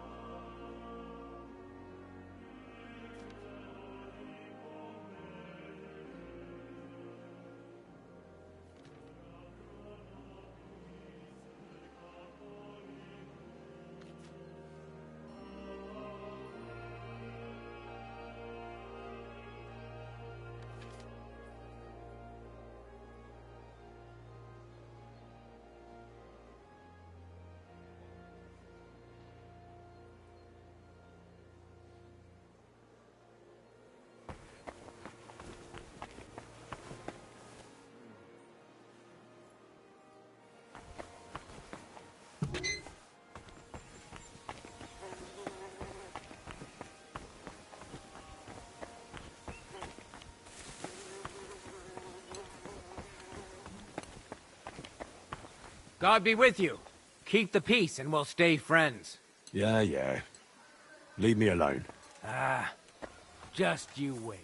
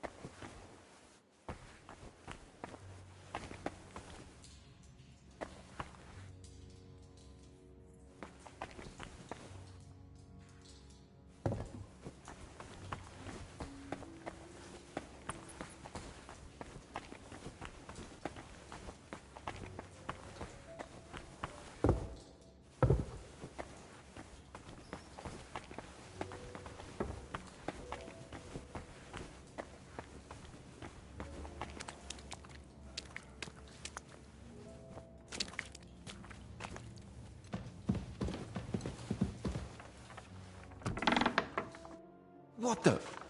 Hey! How did you get in here? And who are you? I should be the one asking you. What is this place? Christ's precious passion. May the Lord forgive us. Forgive you for what? And who even are you? Wojtek. We were writing a book here. All of us. Who helped write your book? Me, obviously Yaroslav, and Brother Ernest, and also Blazina.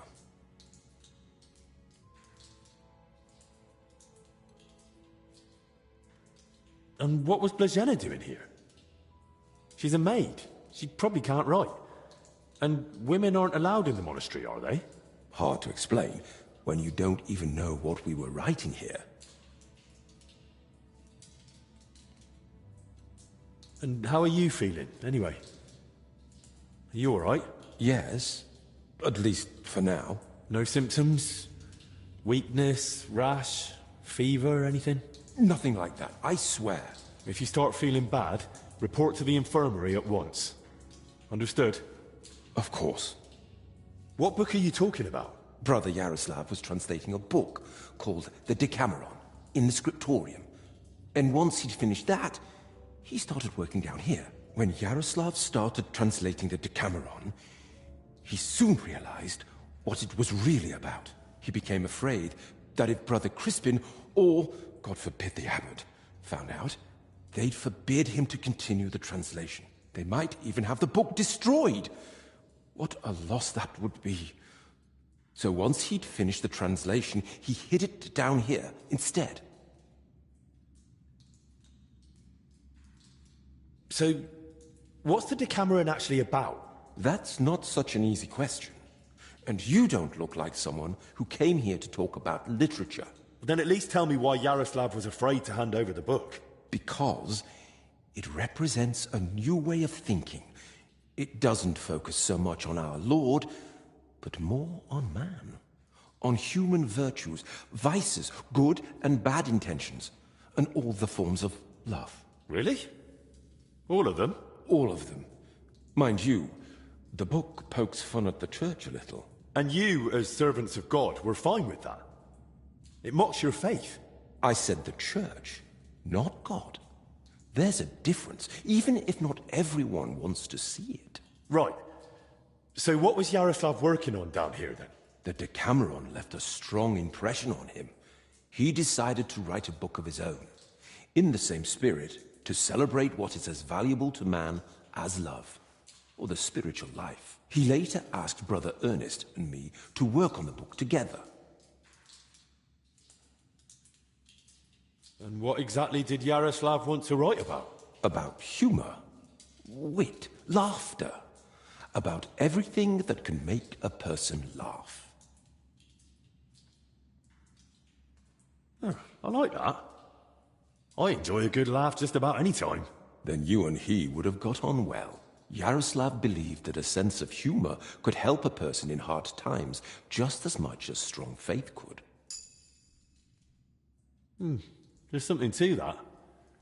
Who knows how I'd have ended up if I hadn't been able to laugh at myself from time to time. Just like Yaroslav said, laughter and humor are gifts from our Lord, among the mightiest. But the brothers probably wouldn't see it that way.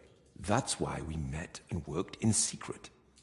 Sometimes we'd write all night, other times we'd get into heated debates.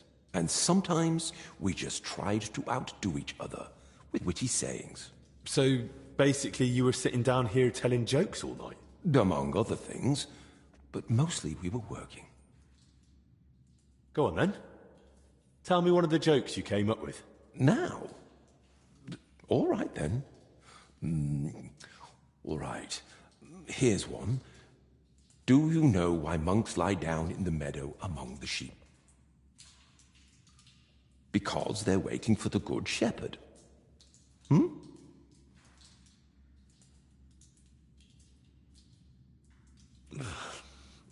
Tell me another one. What book has the most leaves in it? A herbarium, of course. Tell me another one. A knight goes to confession and tells the priest, "I feel a great weight on me that won't let me sleep at night." The priest replies, "Have you tried taking off your armor before going to bed?"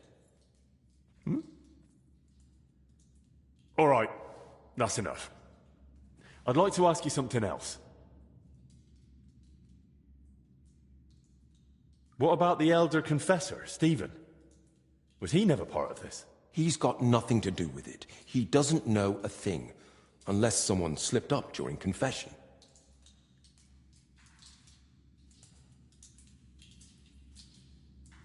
Then why was Blazena here at all? I still don't get it. I didn't get it at first either. Why Yaroslav brought her here. If anyone had found out, the abbot would have thrown us all out. But I soon understood. Humor isn't just for the educated or wealthy, let alone just for men. Laughter belongs to everyone. How could we grasp its breadth with just our limited experience? So, this isn't about any sin?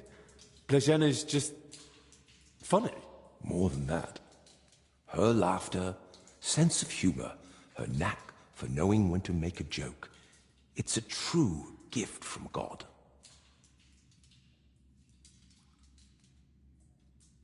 How long have you been meeting here? Since the start of summer. So at least 30 days? Roughly. I don't remember exactly. Sorry. Who exactly is Ernest? I don't think I've met him. One of the older brothers. He's in charge of all the building and repairs in the monastery. And do you know if he might have fallen ill, too? No idea. But now that you mention it, I haven't seen him for a while. And when I think how Yaroslav and Blazena are doing... I'd best go and check on him myself. Where's his cell? It's one of those under the abbot's quarters. The middle one on the right, if you're facing from the courtyard.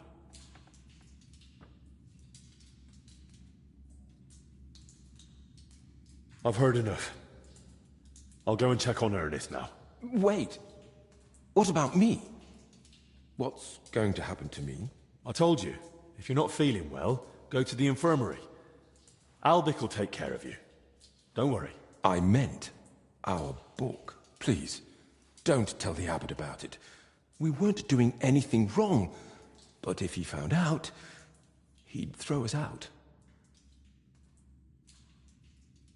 If your writing has anything to do with the illness, and right now it looks like it does, then the abbot has to know. You're sadly right. I just hope Father Jan will understand and forgive us.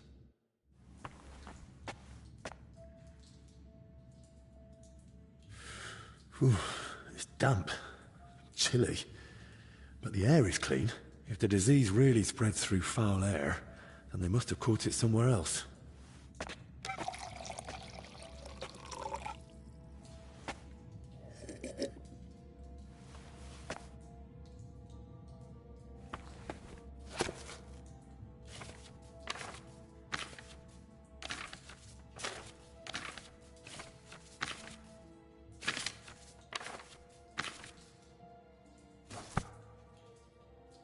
Loads of written parchments. They really must have been meeting here for a long time.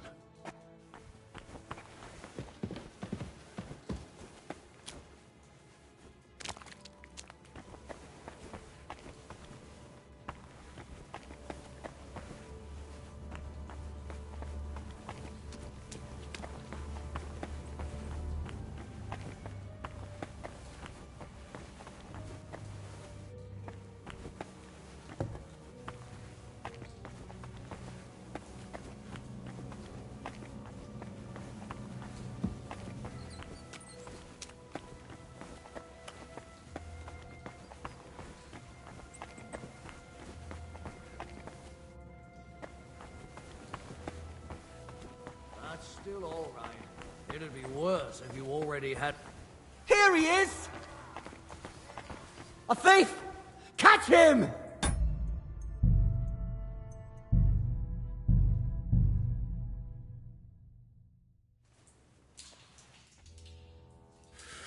Whew, it's damp, chilly, but the air is clean.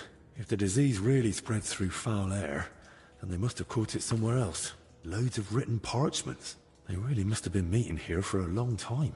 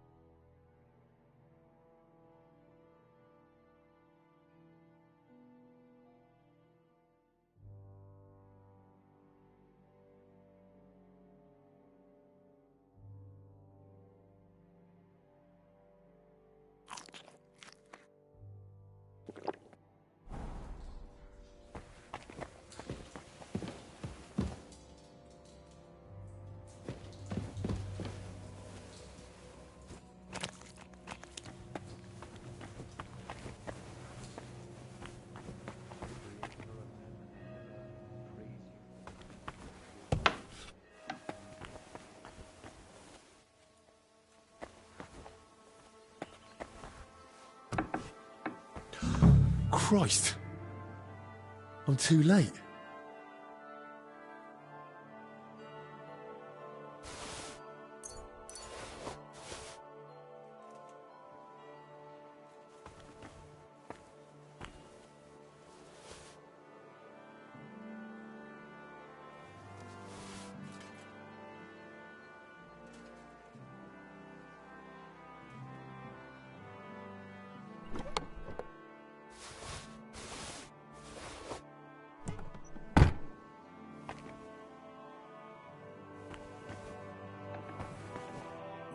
Some building plans.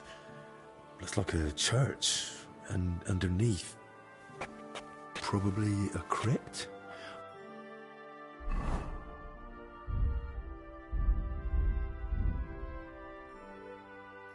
I should tell Albic about this.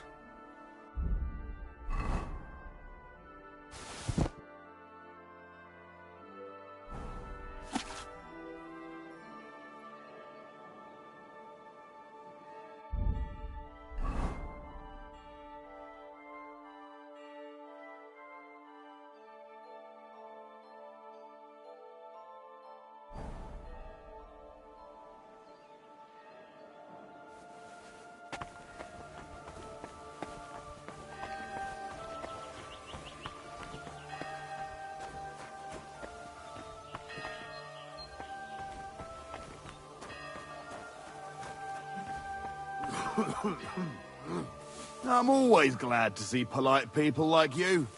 God be with you. Greetings, Master Guard.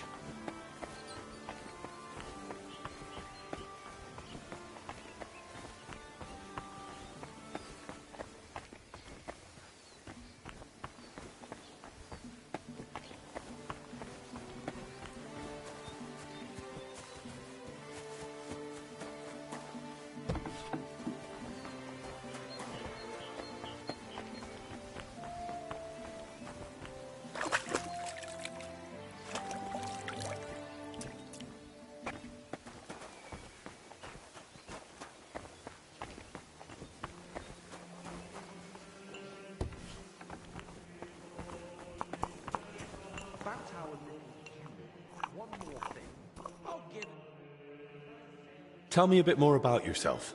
Gladly. What do you want to know?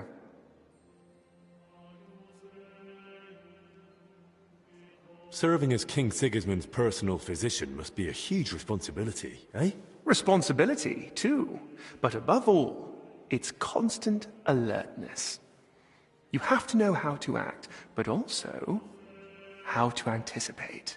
And even though it is not talked about, even kings are only human and can still fall gravely ill.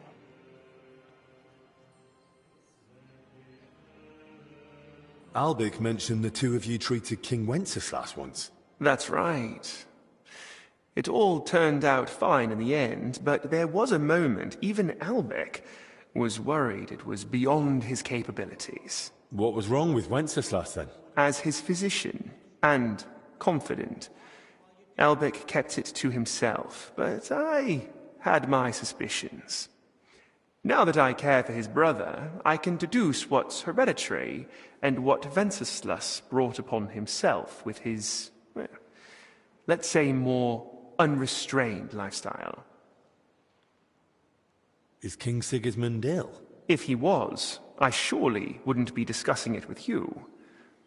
Nonetheless, there's no need to worry.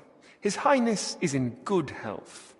And if anything were to change, I'm never far away. What do you mean?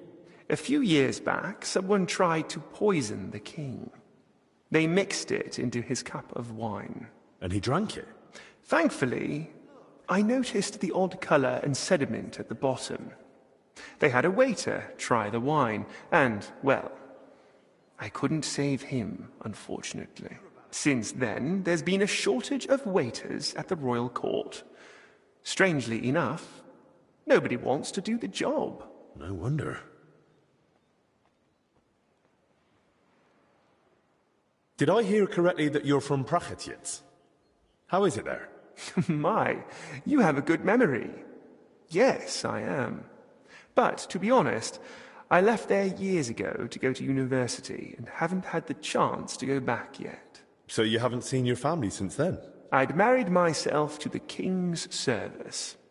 The house went to my sister and brother-in-law, and they are doing well. Years ago, Prachetiec was granted the privilege of trading in salt from Passau by the king, and my brother-in-law knew how to take advantage of that.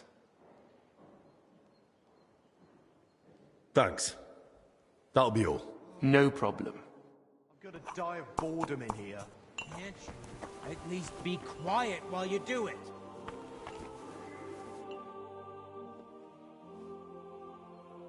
I found another infected. You're not the only one. While you were gone, they brought in several more. So, where's your sick man? With the Lord now. I found him too late. Lord have mercy. Do you at least know who it was? One of the monks. His name was Ernest. That's the second death today. Let's hope it's the last. The confessor's dead. Old Stephen.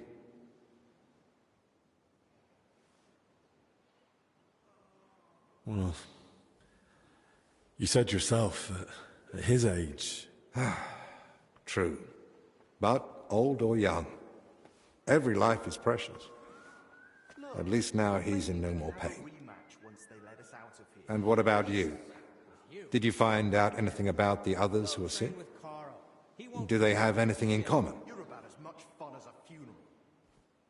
I found some jewellery in Stephen's cell. It looked quite old. Jewellery? Where would he have got that from? He might have stolen it. But given how strict he was about the seal of confession, it doesn't seem likely. Maybe someone else stole it. But guilt caught up with him, and he gave it to Stephen during confession. Maybe. But surely we'd have heard about such a theft by now. Unless... They stole it from someone who can't tell anyone anymore. Do you think we've got a murderer here? I've no idea. It's all just guesswork. I found out that Ernest, Yaroslav and Blazena were meeting regularly. There's a secret copying workshop in the cellar. A secret? But why? And what in God's name was she doing there? Forget it. Go train with Carl. From what I gathered, the translator got hold of some indecent book in the vernacular. I think it was called... The Decameron? Yes. You know it? It caused quite a stir at the university in Padua. The students loved it, the masters forbade it, and the clergy cursed it. But back to the matter. What else? Yaroslav was only supposed to translate the book, but it ended up inspiring him to write something of his own, and that's what he was working on with the others. That explains why those three got infected. Do you think it happened in their workshop? Did you notice dampness, mold, any strange smell or bad air? Nothing like that. It was damp, but the air was otherwise clean. In that case, someone must have brought the illness to them. But who? Probably Ernest. If he died first, it would make sense. Or maybe the illness just killed him faster because he was older. Like the Confessor. That's possible too. So, what are we going to do now? We'll go to the abbot. You, Zacharias, and I. This is getting out of hand, and the number of sick keeps rising. To the abbot? Right now? You think waiting will solve anything? You've all come. That can't mean anything good. The truth is, more are falling ill and the infirmary's filling up fast. We're trying to give them all they need. But soon there'll be no beds, and they'll have to lie on the floor. How many have died? The old confessor, Brother Stephen. And Brother Ernest, too. Ernest? He died in his cell. No one even knew he'd fallen ill. So, it started then. Ernest wasn't treated. Even mild illness can be deadly without care. And Stephen's age didn't help either.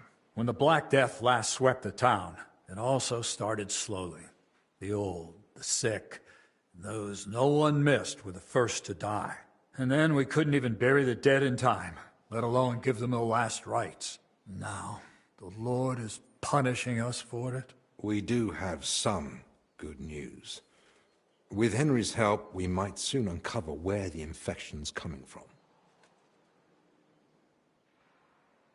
I found out that Brother Yaroslav was meeting with Ernest. And with Blazhena, too. Meeting? Where? And how did that servant girl get mixed up in it? There's a secret workshop beneath the monastery, where they were all dreaming up and writing stories. What kind of stories? They were inspired by the Decameron, and no wonder. That book stirs all manner of urges in people. But what's that got to do with the outbreak? Well, they spent the nights all crammed together in a single little room. So the illness must have spread between them somehow. Just breathing the same foul air as someone infected for a while puts you at risk. And since I found Ernest already dead, we believe he's the one who brought the sickness among the others. If he was the first to die, then he must have been the first to catch it, right? But where did he catch it? I don't know yet, Father. But I have certain suspicions. I found building plans in his cell. Looked like a floor plan of the church. That means nothing. Ernest oversaw all construction work in the monastery. And what had he been working on lately? He'd been supervising repairs in the church. A floor had collapsed above the crypt recently.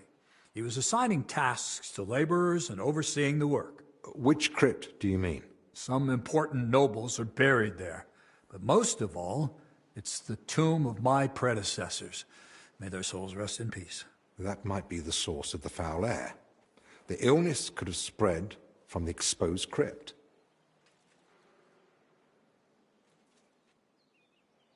I ought to go into the church and inspect everything thoroughly. Especially that crypt. That's not a good idea. If the illness is really spreading from there, no one should go in.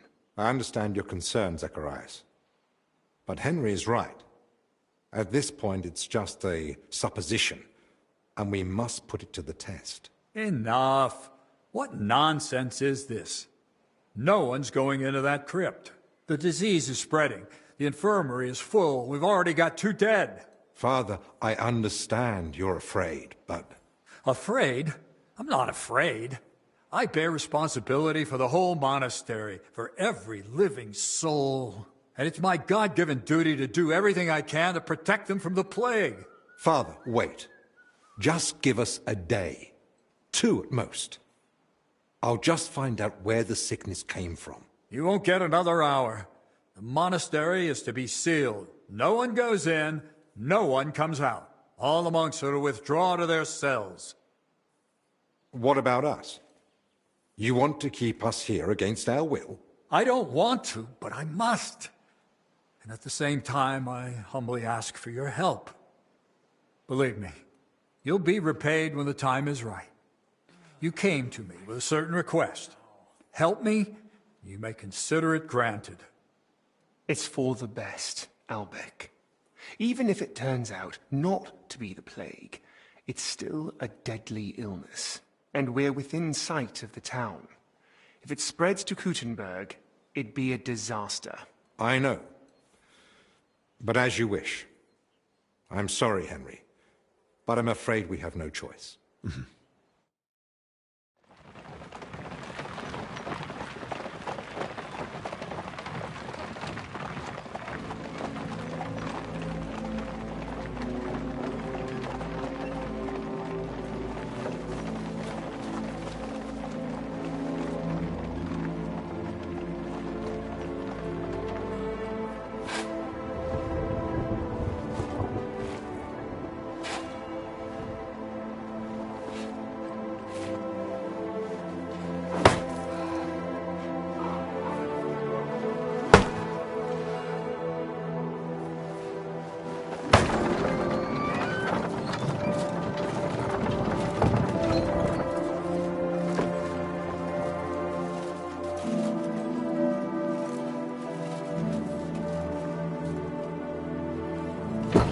Tibi Domine, fratrum nostrum, militer commendamus, ut quem in hac vita mortali, immenso semper es prosecutus amore, nunc in malis omnibus liberatum, in requiem in gredi iubias sempiternam. Tuam ergo clementium deprecamur, ut quia prima iam transierunt, illum in paradisum tum begnine perducus, ubi neque luctus, neque clamor, neque dolor erit ultra. Sed pax et gaudium, Filio tuo et Spiritu Sancto in saecula saeculorum. Amen.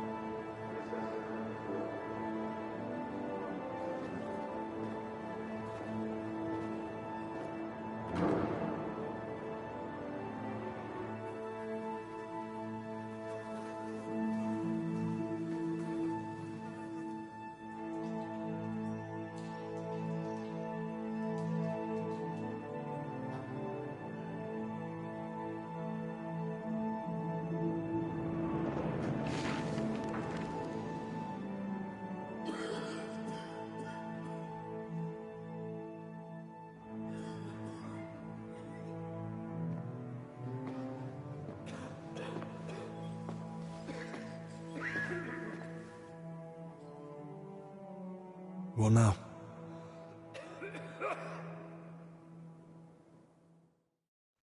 This whole situation keeps getting worse. How am I meant to treat a disease I know almost nothing about? This can't end well. Then what do you suggest? The abbot's forbidden us from going anywhere outside the infirmary. Not only that, he's had the monastery gates shut. No one's allowed in. Or out. Ludolf's men are even patrolling the grounds. We're literally imprisoned. Still, something must be done. The beds are nearly full, and there's not endless space on the floor either. Henry, I know I've no right to ask this of you.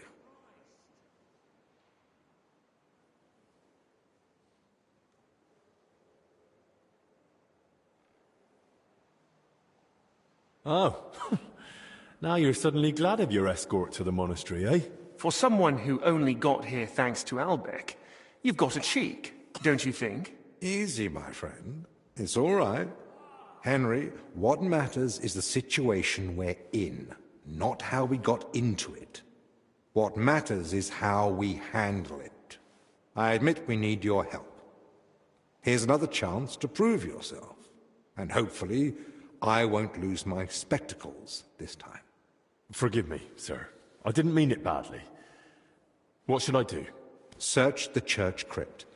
If there's a plague grave down there, uncovered by that collapse, then at least we'll know for sure.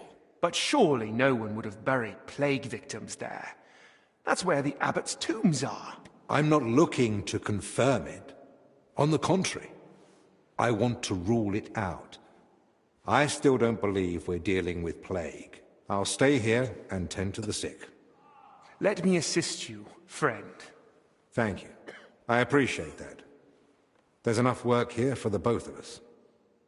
Henry, try speaking with the workers repairing the collapsed floor. In the best case, they might have noticed something. In the worst case, they'll already be showing symptoms of the disease. And how do I get there? I'm not even supposed to poke my nose outside. The knights are patrolling the grounds. If they catch him wandering somewhere he shouldn't be, they'll have him thrown out. And the abbot will find out we're investigating the source of the outbreak despite his explicit orders. But this is about lives. Henry, I believe you can do it. But still, be careful. I'll do what must be done. Just make sure you look after the sick. Hold on. In Italy, physicians wear a kind of hood with a mask. It protects them from foul air and perhaps even the plague. True. I've heard the same in Padua. Sounds good. But where am I meant to get one around here? With a bit of skill, you can make it yourself. All you need for the hood is a piece of leather. You'll need to hang fragrant herbs around the collar. Something like mint or sage. Might as well perfume myself all over. You jest. But yes. The less foul air you breathe in, the better. You can use the workbench in the alchemical workshop to make it. All right. I'll be off then. Best of luck. And God be with you. And with you.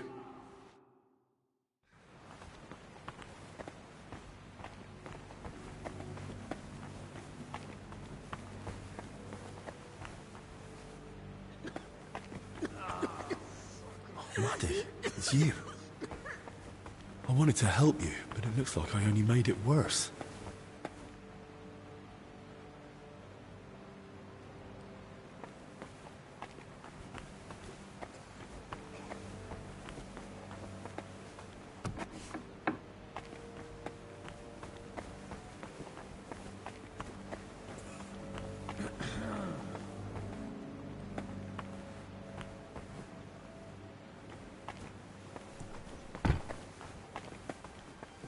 What the? Ah! How dare you show your face around here, you thief!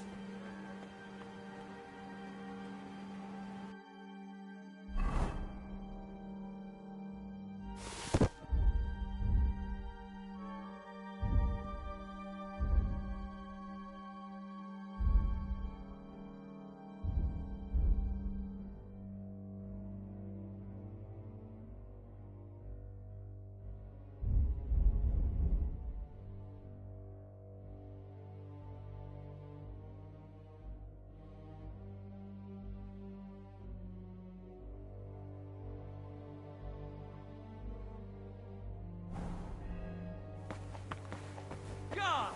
Bash some sense into that fucking head! Sucker! Damn it.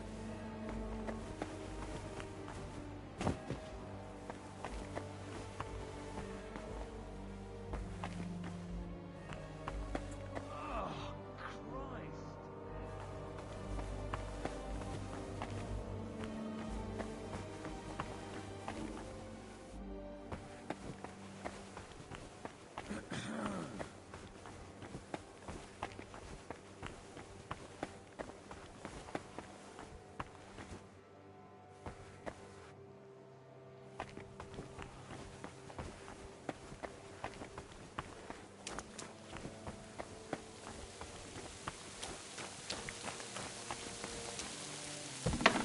I'll have to watch out for those patrolling knights.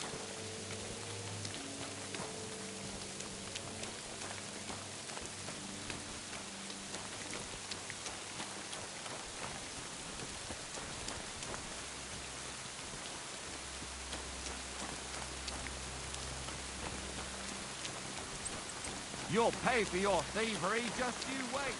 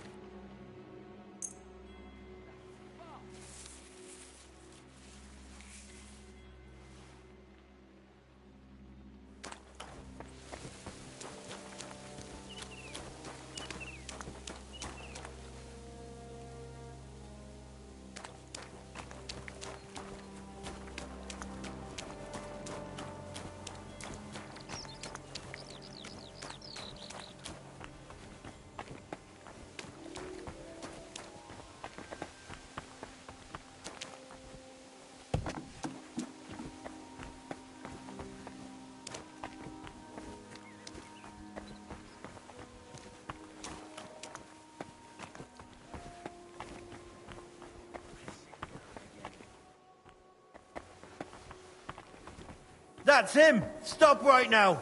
Surrender! Now! Easy now! I surrender! The Abbot's in charge here now, so you best get ready. You'll have him to answer to. Take me away. Henry, I won't tolerate such... Instead of helping, I'll be careful that may not have been anything serious this time. But I certain knights will escort you, and you.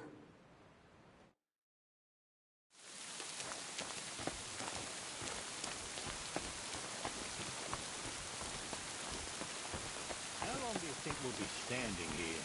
As long as God will. And as long as His grace the Abbot requires. Right. Maybe, fancy going for a walk? I'll keep watch here for a bit. You sure? I'd be happy to stay here with you. That's all right. Your legs must be going numb by now anyway, eh? I bet, yeah. All right, then. But I'll be back soon.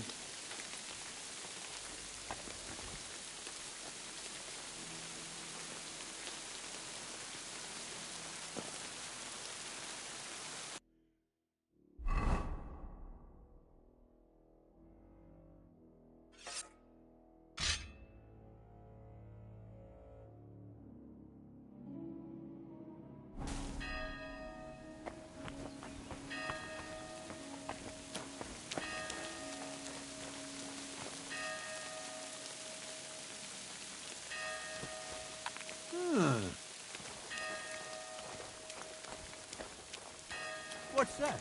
Huh? You're not permitted to be here. Greetings to you. God be with you.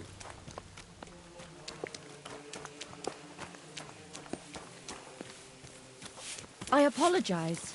Halt! You'd best move along. That's quite enough.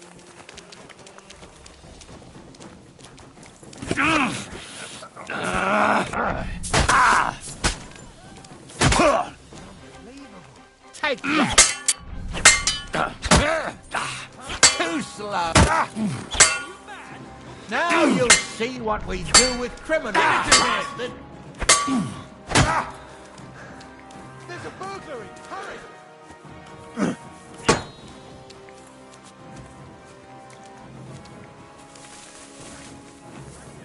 Right between the eyes! The pillory's too good for you. I'll chop you up on the spot.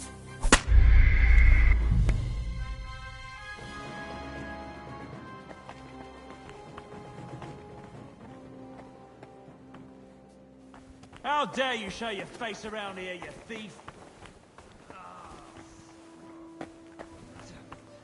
Oh, Maddie, it's you. I wanted to help you, but it looks like I only made it...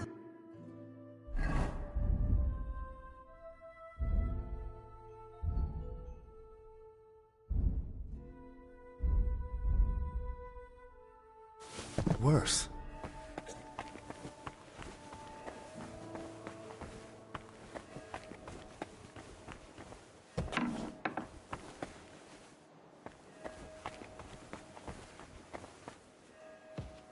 So this is where they put the altar Voitur and I painted. Beautiful work. I'm sure people won't forget the name Voitur anytime soon.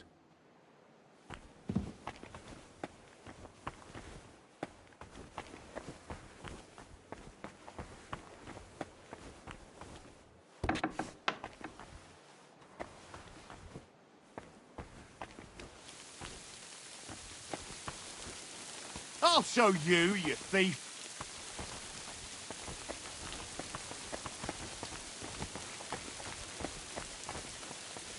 I'll have to watch out for those patrolling Hey, knights. Catfall! Where is everyone? Halt! Pacify him. Easy! Quick. I surrender! I'll take you straight to... and heed... Take me away. Henry, I thought the Thankfully, nothing serious. The knights will escort you back.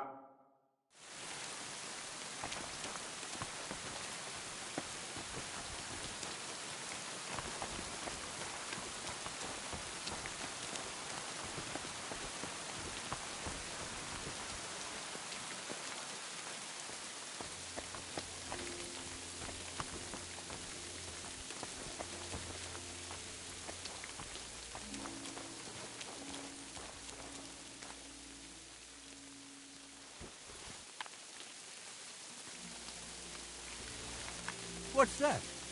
You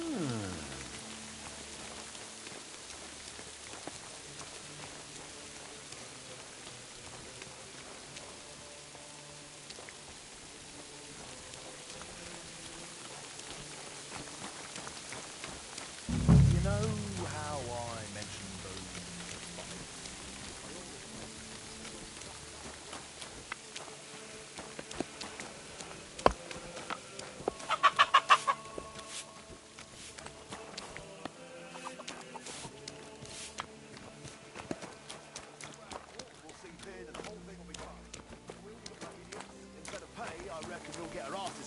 And we'll be lucky if we get to leave in one piece. I need to ask you something. Look, you probably shouldn't be here, right? You heard the talk. They say there's some pestilence going round. Yeah, that's exactly why I'm here. Tell me everything you know, or a disease will be the least of your worries. All right, no need to get worked up. Fine, what do you want to know?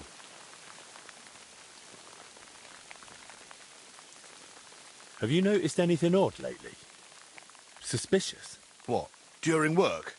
We're at it from dusk till dawn. No time to be watching what's going on. Sure, but while you're working, you must hear a thing or two. You know how folk chatter while they work. Well, I suppose there are two groups of workers here. Us lot working above ground, and another lot working down in the crypt. We don't talk to each other much. Why not? They're a right bunch of bastards. Maybe because they've been at it longer than us. They hardly ever come up before we knock off. Some of them probably even sleep down there. Ugh. Why are there two crews here? We take care of everything above ground. They're dealing with that collapse into the crypt. We hardly ever see each other. Where can I find the other crew? Their tents are right next to the monastery wall. Who's in charge of your lot? Andra, our foreman. But the work's clearly laid out. He doesn't have time to be breathing down our necks all the time. I haven't seen him around. Where can I find him? No idea. Truth be told, I haven't seen him myself in a while. And that doesn't strike you as odd? You think, what, he's sick too? Well, he's definitely not in the infirmary. Hopefully he's all right. Thanks. That'll be all.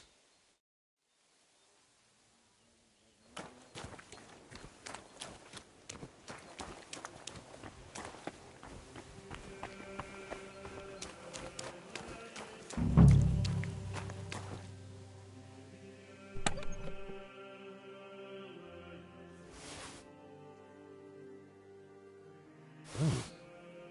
Now that looks a bit dodgy.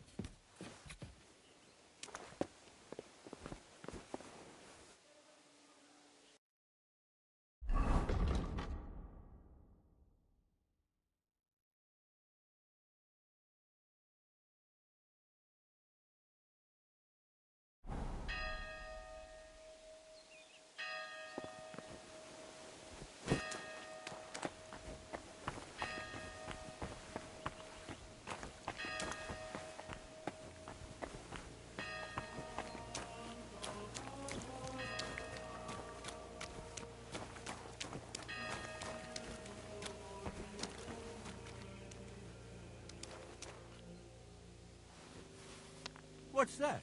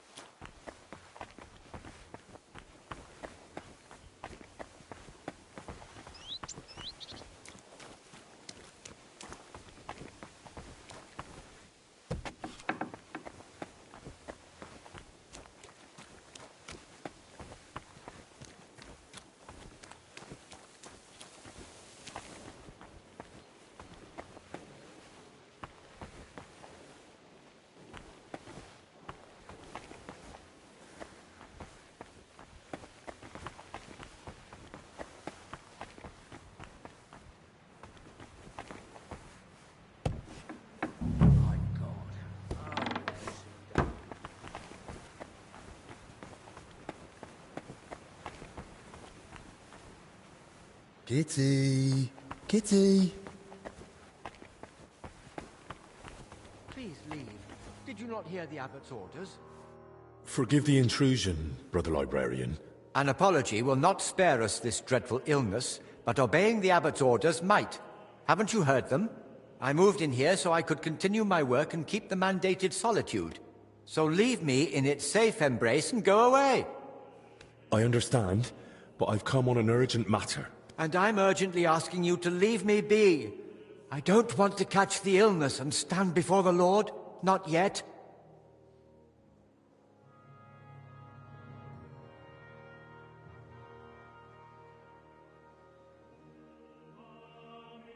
Brother Librarian, I understand your fear, but remember our Lord Christ. Did he fear the lepers? And what did he say to the Samaritan who returned from the church to thank him? Your faith has healed you. You see? There's no need to fear the dreadful illness if your soul is pure. So you believe this illness is a test for us? Well, yes, I think it might be. But I'm only guessing. I wouldn't dare pass judgment on the Lord's intention. Ah, you've spoken wisely and humbly. I can never compare to our Lord Christ, but in your words I find comfort and a spark of hope. May I ask you a favor, then? But please, keep it brief.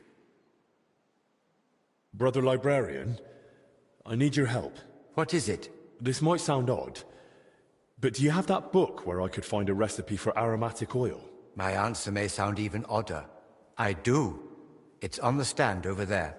One of my brothers was searching for a recipe, an oil for hardened heels, from working out in our garden. Perhaps it will be of use to you as well.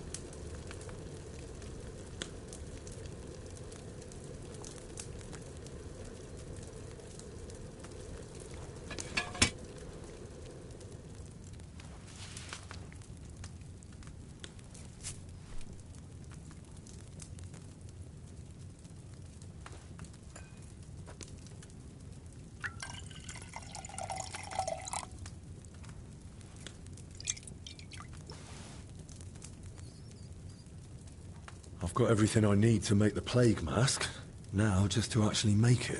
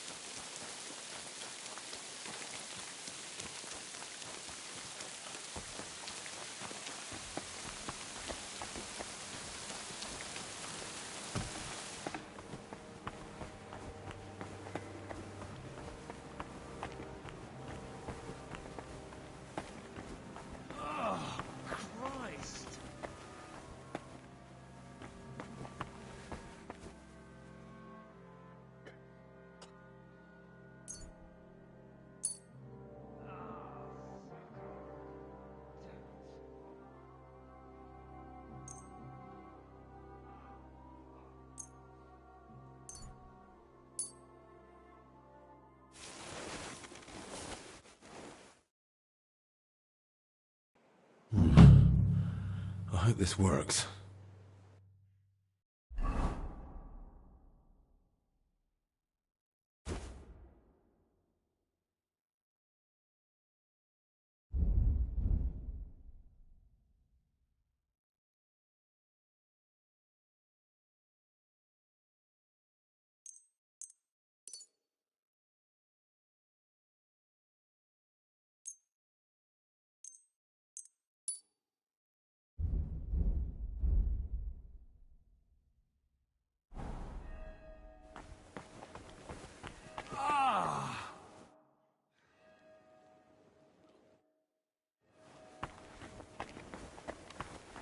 I brought those bandages. I reckon they should last a few days. Master?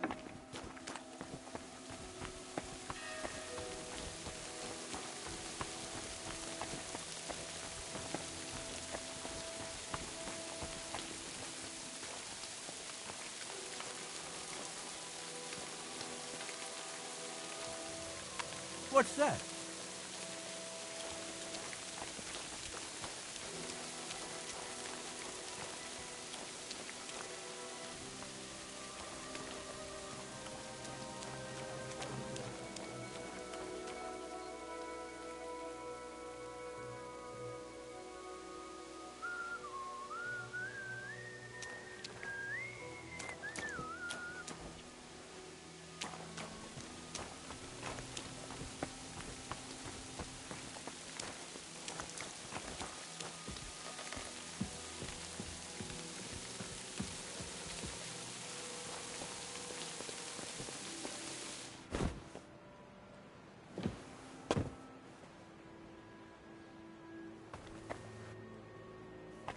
I'm sick of this place. Same here. That prick gives me a creep. You should just board it up and leave it. Didn't you hear the foreman? We've got to hold out. We'll get sorted out somehow. Yeah, still. I don't like it one bit. Better guarding up here That's than one down hell there. of a bloody pit. That's true. We ought to do another sweep, just in case. Who'd even try sneaking in? Now of all times. You never know. Well, if you say so. Come on.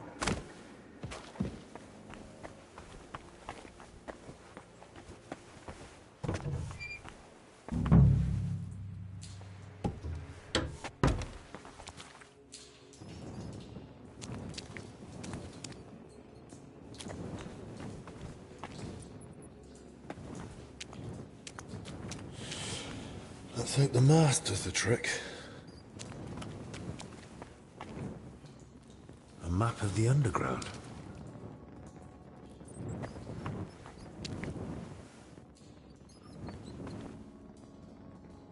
They were robbing the graves. Oh, Jesus Christ. Oh, rotting corpses. A drawing of some kind of cross. Hey? What's this? You must know about Babel.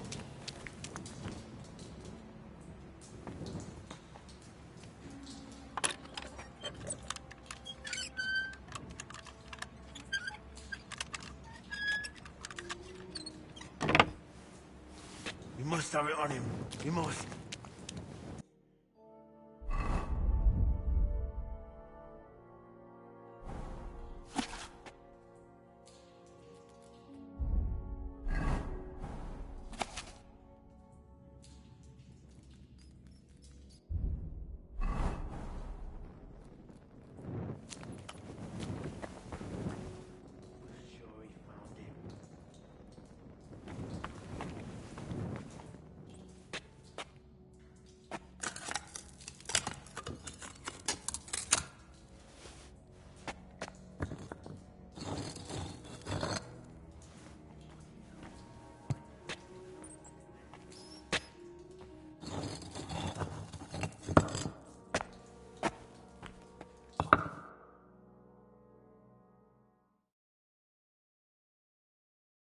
This crypt carries on.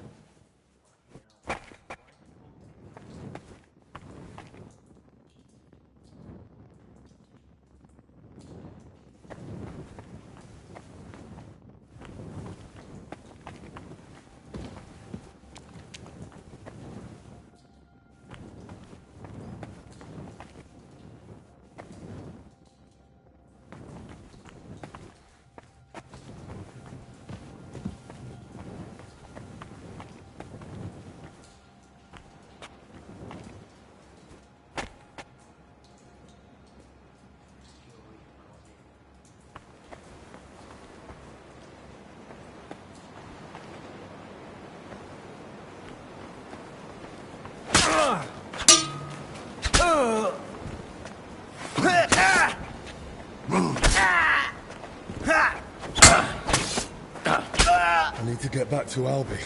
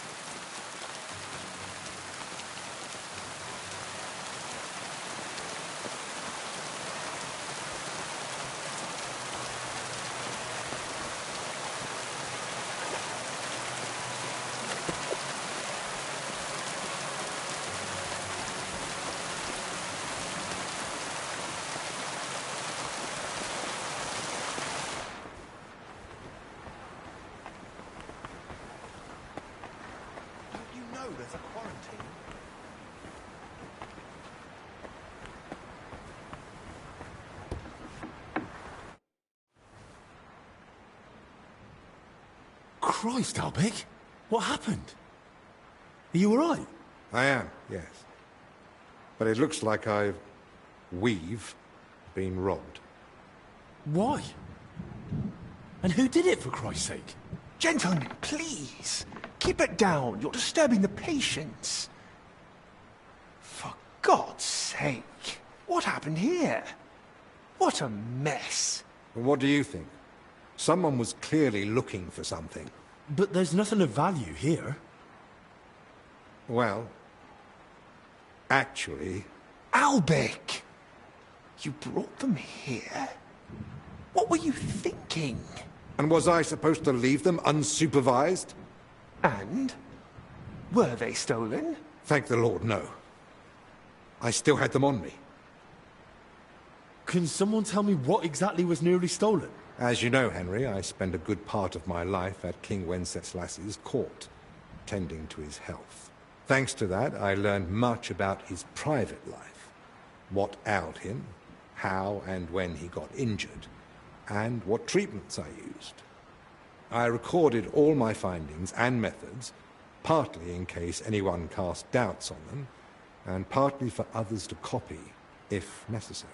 If these detailed records were to fall into the wrong hands, I dare not imagine the consequences. Plenty of folk would pay handsomely for them. Or tried to steal them for that very reason.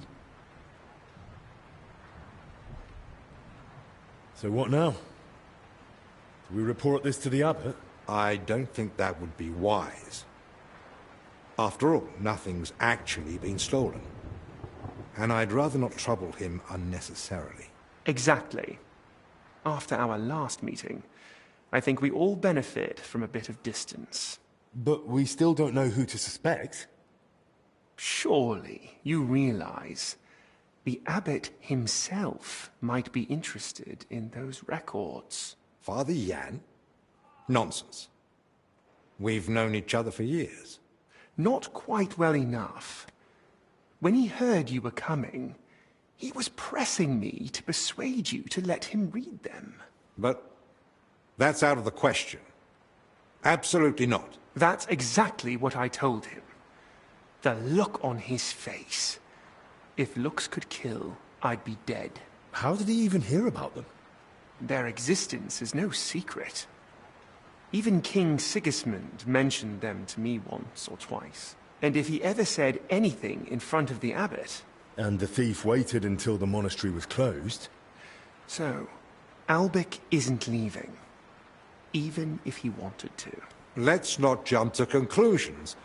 And don't start pointing fingers. Henry, go and ask Brother Benedict and Dinesh in the infirmary if they noticed anything. Maybe we'll get lucky. All right, then. I'll return to my patients and pretend nothing's amiss.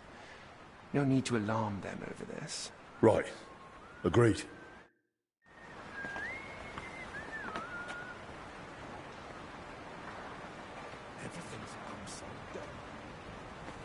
Whoever it was, they went through everything thoroughly.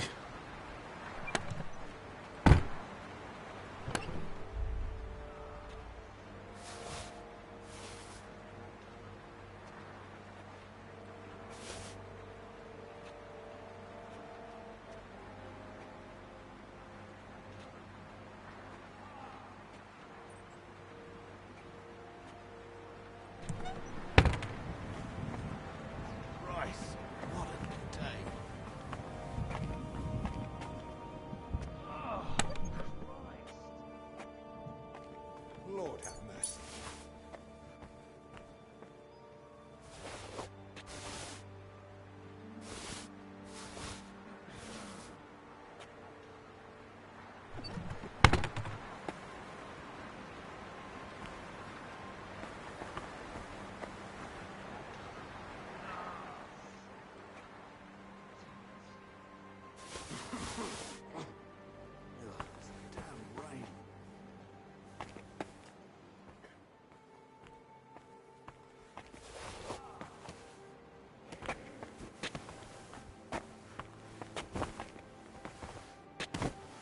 Everything's upside down.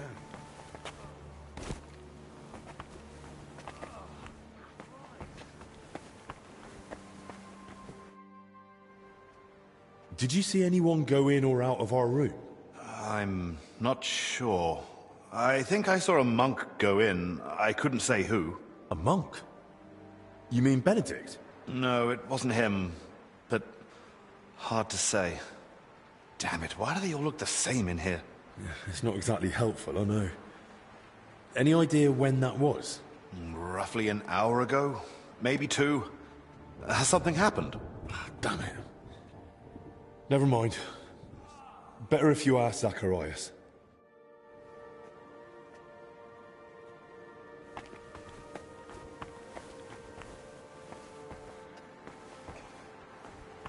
Oh, Christ!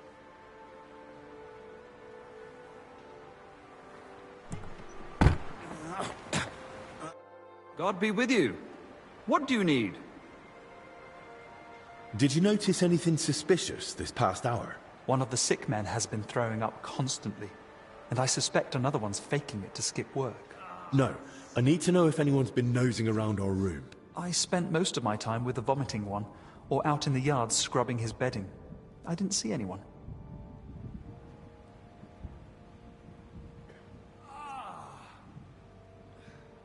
Someone went through our room, or rather tossed it all about. Likely looking for something. And what about the alchemy lab? Was that turned over too? No. I think that one's untouched. Oh, thank God. I'll go check it anyway, just to be sure. Was anything stolen? That's the thing. Nothing was taken, so we don't even know what they were after. I should have been more watchful, right? I'm sorry. I promise I'll keep a better eye on things from now on. Don't beat yourself up. It's not your fault. God be with you.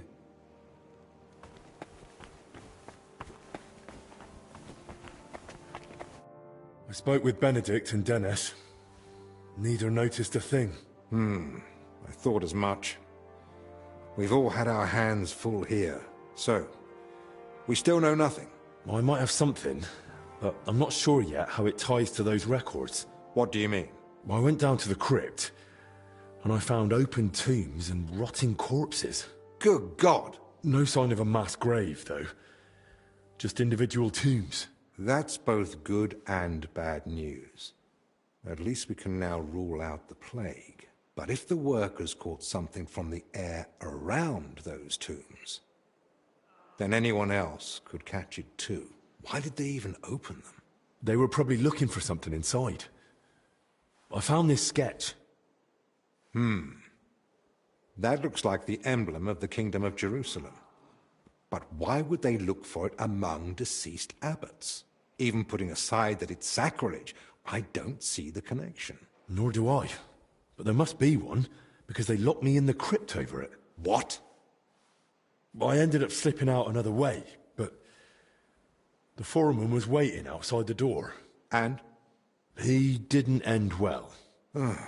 Did he at least say anything? I mean, something that might help explain this. There was no time for talking. He came straight for me. I really don't know anymore.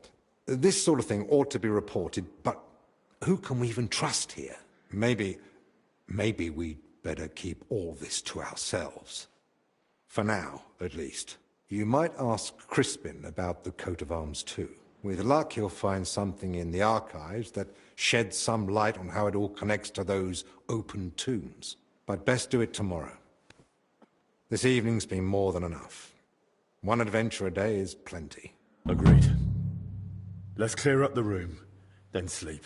We'll be wiser come morning.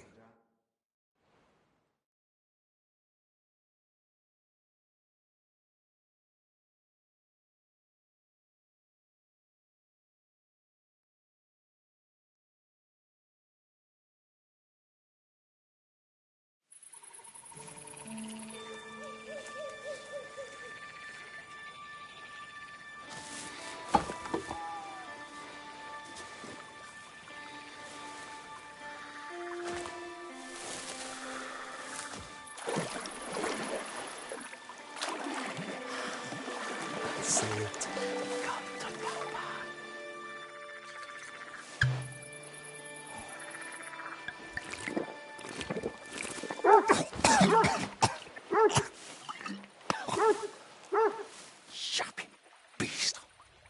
its arse. You stop that, for Christ!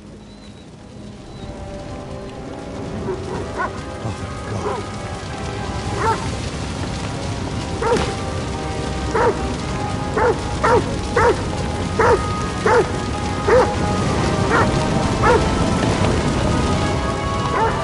thank Fuck's sake.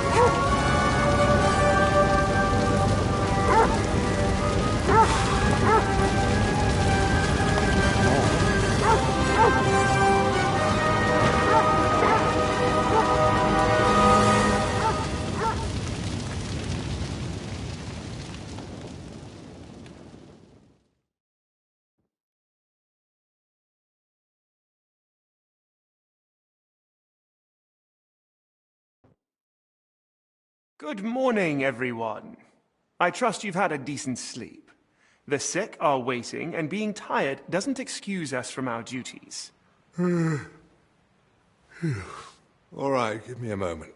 Then we'll go and check on the patients. And where's Benedict, anyway? If I may, gentlemen. Haven't you heard? There was a fire here last night. A fire? Here at the monastery? The small shed by the mill house burned down, but it was probably just an unfortunate accident. Thank the Lord it's all over now. And no one was hurt? Well, that's the thing. No one burned, but there were 2 men in the shed. Or rather, 2 bodies. Bodies? Whose were they, for God's sake? That... I don't know, sir.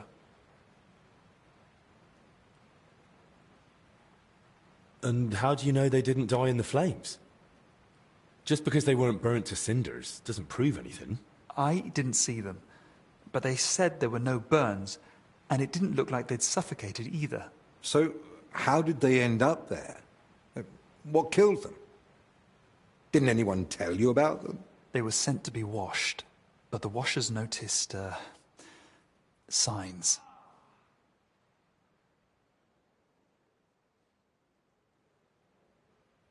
How do you know about these signs? Did someone examine them? No, they were only to be washed, but when the signs of illness were spotted, the abbot ordered them locked away in the hops store. Ludolf promised he'd send one of his men to guard the door. No one is to go near them. That was highly irresponsible. Someone needs to examine them thoroughly. We can't afford uncertainty. You want to bring them to the infirmary with the others? No. No, let them stay locked away somewhere separate. Are you afraid the other sick might get even worse? At least we could have them all in one place. Who found them? And how did he get them out? Elijah, one of the lay brothers. He ran into the flames thinking he could save them, but they were already dead.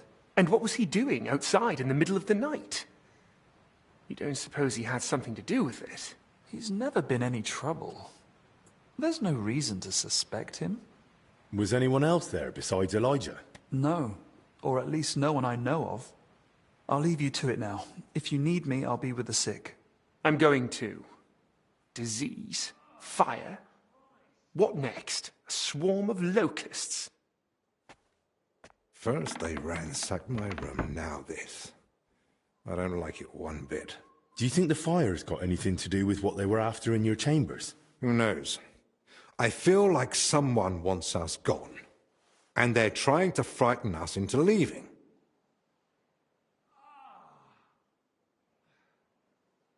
All the more reason to get to the bottom of this. But I can hardly go poking around myself to find out what really happened.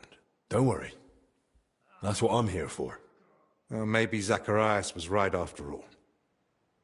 You never know when an aid like that might come in handy. So, what's your plan? Quite a few things, actually. I'll take a look around the burned-down shed. There might still be some clues. Good idea. It might have just been an accident, but it won't hurt to make sure. I should probably speak with the lay brother who pulled the bodies out of the flames. Elijah, right? But be gentle. No one should have to go through what he did last night. What about the corpses? You said you wanted to examine them. And that's what I'll do. We can't afford doubts when there's a deadly illness spreading. But Benedict said the abbot forbade it, and that one of the knights is watching over them. If he's got any sense at all, he'll understand this is serious. A proper diagnosis is key to the next step.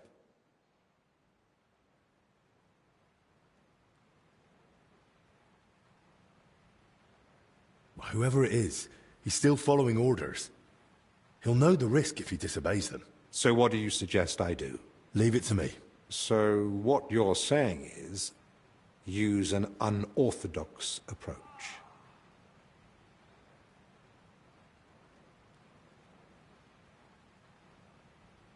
Well, I'm no physician like you, but I've learned a lot about the illness. I could say I'm your apprentice. That won't be enough. Then I'll explain to him the same way you did to me. We need to examine them and find out what was wrong with them, or we'll never get anywhere with treatment. That's probably best.